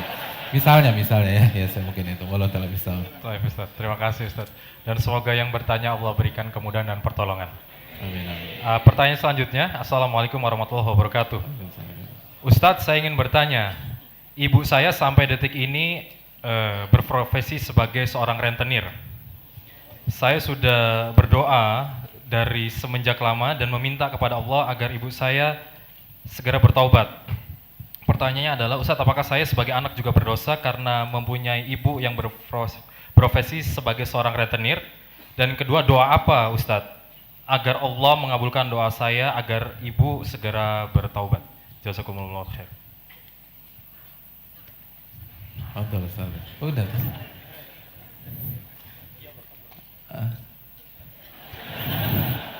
Iya, terima kasih. Sedikit saja. Yang pertama, jamaah sekalian yang dirahmati oleh Allah Subhanahu wa taala. Allah Subhanahu wa taala berfirman di dalam surat Fatir ayat 18, wala taziru waziratu wizra ukhra. Seseorang tidak dibebani atau dicap berdosa kecuali dosanya sendiri. Artinya seseorang tidak kena dosa orang lain. Wala taziru waziratu wizra ukhra. Kalau tetangga kita berdosa ya buat dia aja, bukan kita. Begitu juga dengan hubungan orang tua dan anak dalam kasus ini. Yang pertama, itu yang pertama. Yang kedua, jangan putus asa. Kita semua sepakat dosa yang paling besar itu bukan jadi rentenir. Dosa terbesar itu syirik. Dan banyak para sahabat punya orang tua yang mensekutukan Allah SWT. Tapi mereka berjuang. Sejarah mencatat bagaimana ibunya Abu Hurairah melakukan kesyirikan. Tapi karena punya anak yang tanpa kenal lelah mendakwahi, berakhlak yang mulia, selalu menyapa ibunya sebelum berangkat pergi ke aktivitas, lalu pulang mampir ke rumah ibunya, lalu ibunya dibaik-baikin, terus ditambah doa dari Nabi SAW, maka ibunya dapat hidayah. Jadi maksimalkan birrul walidain kita, dan kalau bisa antum yang mengcover. Jadi bilang sama ibu, Bu nggak usah kerja lagi rentenir, ibu makan pakai keringat saya, gitu. Jadi kasih solusi. Imam Muhammad bin Shalih Al-Utsaimin mengatakan bahwa pada dasarnya syariat Islam adalah solusi dari segala permasalahan yang ada. Jadi kalau kita menutup pintu yang haram, usahakan kita berikan atau kita buka pintu yang halal sebagai solusi. Fadhol Ustaz. Fadhol apa ya Ustaz? Mau dibaca? Wallahi jamaah, ya sedih kita. Kita tuh nggak bisa memilih ibu kita. Kita nggak bisa lahir, kok ibu ana seperti ini sih.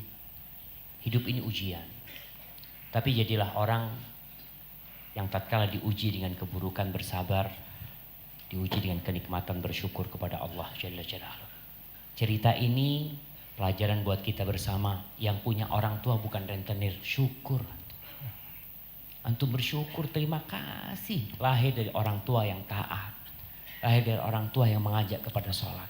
Ada anak-anak yang lahir orang tuanya tidak pernah meletakkan keningnya di muka bumi ini. Maka kita bersyukur kepada Allah. Dan tadi disampaikan oleh Ustaz Nuzul, terus berusaha. Dan usaha yang paling maksimal dari seorang anak, selain dia berdoa memohon kepada Allah Jalla Jalaluhu, dia cari jalan memberi nasihat kepada orang tuanya. Kalau nasihat dari dia nggak masuk, mungkin dari orang lain. Kadang-kadang orang tua sama anaknya siapa sih kau? Anak baru lahir ini itu. Tapi cari orang yang mungkin bisa memberikan nasihat kepada dia. Hadza wallahu a'lam bishawab. Kayaknya terakhir ini Ustaz. Ya, terima kasih Ustaz Jazakumullah khair.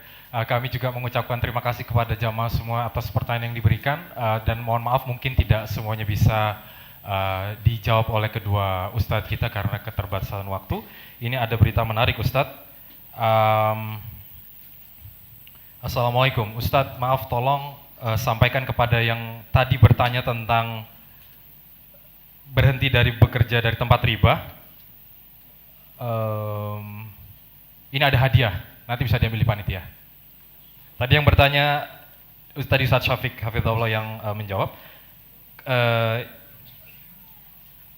Ini pertanyaan adalah, saya adalah orang yang baru berhenti dari tempat riba. Nanti tolong yang merasa pertanyaan dijawab nanti bertemu dengan panitia, ada hadiah insya Allah. Kalau beliau yang jawab dapat. Wah, jazakumullah khair Ustaz. Masya Allah, wa iyyakum, Masya Allah. Berlomba-lomba dalam kebaikan. Iya Ustaz. Ya, mungkin ini pertanyaan terakhir Ustaz Syafiq dan Ustaz Nusra Hafizahullah Ta'ala. Assalamualaikum. Waalaikumsalam. Jazakumullah khairan Ustaz atas ilmunya. Semoga Allah menjaga Ustaz dan keluarga. Insya Allah dalam waktu dekat ini anak akan fastabikul khairat, yaitu menikah. Oleh karena itu anak ingin mendapatkan nasihat dari Ustadz Syafiq dan Ustadz Nuzul Hafidhahumullah Ta'ala, dan anak harap Ustadz memberi nasihat serta doanya. Syukran. Berarti dua ini Ustadz. Ya diundang Ustadznya kalau ngasih nasihat, ya Ustadz. Undangan di sini nggak bisa jemaah nasihat pernikahan nanti kalau lagi walimah insya Allah kirim undangan ke Ustadz Nuzul, insya Allah beliau akan menyampaikan nasihat. Barakallahu.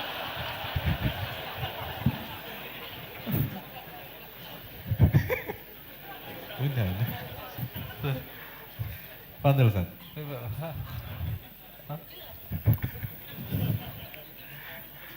Kesimpulan.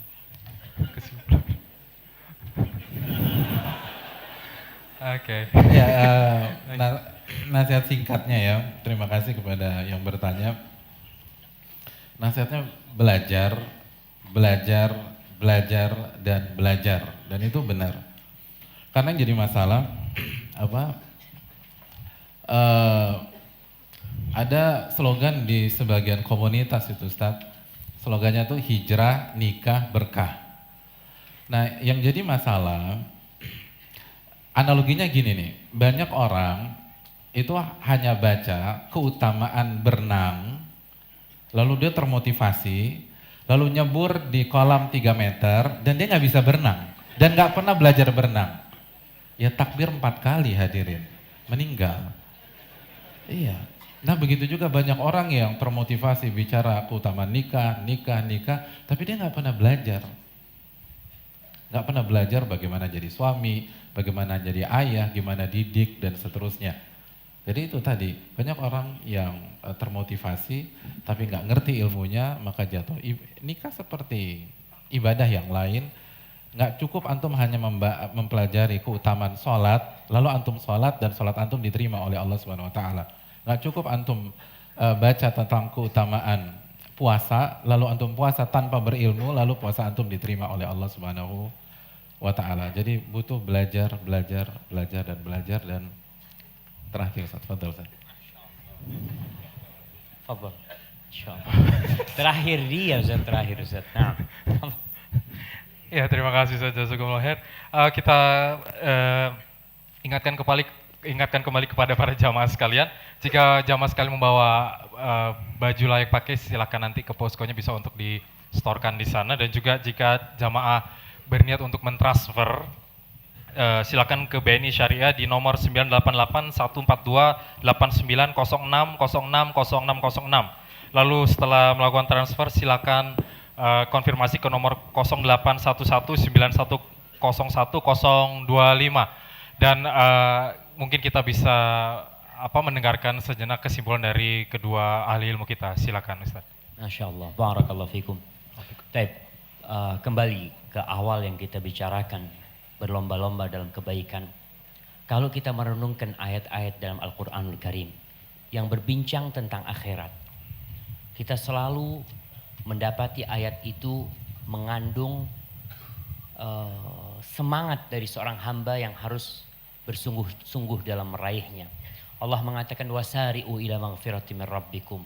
wasabiqu, kalian bersegera, kalian berlomba-lomba, wa fi dzalika falyatanafasil mutanafisun, hendaklah kalian untuk meraih surga itu bersaing dan berebut untuk mendapatkannya. Ketika berbincang tentang sholat Jumat, Allah katakan fas'au ila dzikrillah, segera menuju zikrullah tabaraka wa ta'ala.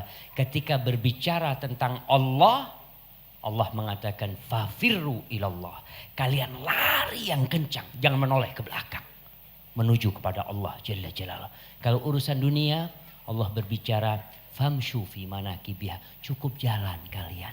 Fantashiru fil ard, bertebaran di muka bumi ini. Maka jangan terlalu berlebih-lebihan mencari dunia. Cari dunia tetap untuk berlomba-lomba menuju akhirat. Hadza wallahu a'lam bishawab. Ana serahkan kepada Ustaz Nuzul untuk menutup.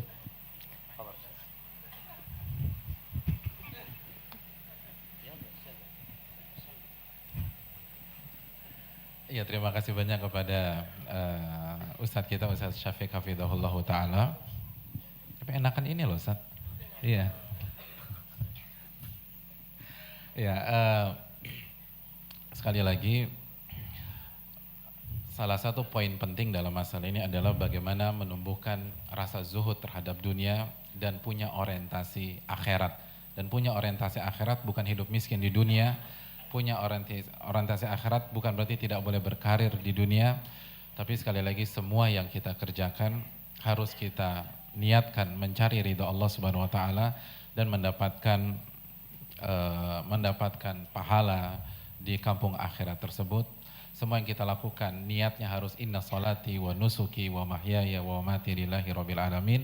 Ini yang bisa disampaikan. Dan sekali lagi, kalau dulu saat kita hijrah panggung kita adalah kekuasaan, maka jangan setelah hijrah kembali pola pikir kita kekuasaan. Kalau dulu sebelum hijrah panggung kita adalah materi dunia, maka jangan setelah hijrah kembali lagi panggung materi dunia. Kalau sebelum hijrah panggung kita adalah wanita atau pasangan yang tidak halal, maka jangan sampai setelah hijrah kembali panggung kita adalah wanita. Karena kalau demikian tidak ada perbedaan antara kita yang dulu dengan kita yang sekarang. Harusnya panggung kita adalah mencari ridha Allah Subhanahu wa taala dan musabaqah atau munafasah atau berlomba-lomba mencari pahala darinya. Ini yang bisa disampaikan. Terima kasih banyak.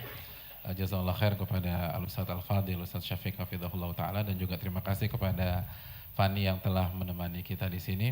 Aku lupa lihada. Assalamualaikum warahmatullahi wabarakatuh. Waalaikumsalam warahmatullahi wabarakatuh. Ya, terima kasih kepada Ustadz Syafiq dan Ustadz Nuzul. Semoga Allah melimpahkan keberkahan bagi Ustadz Syafiq dan Ustadz Nuzul.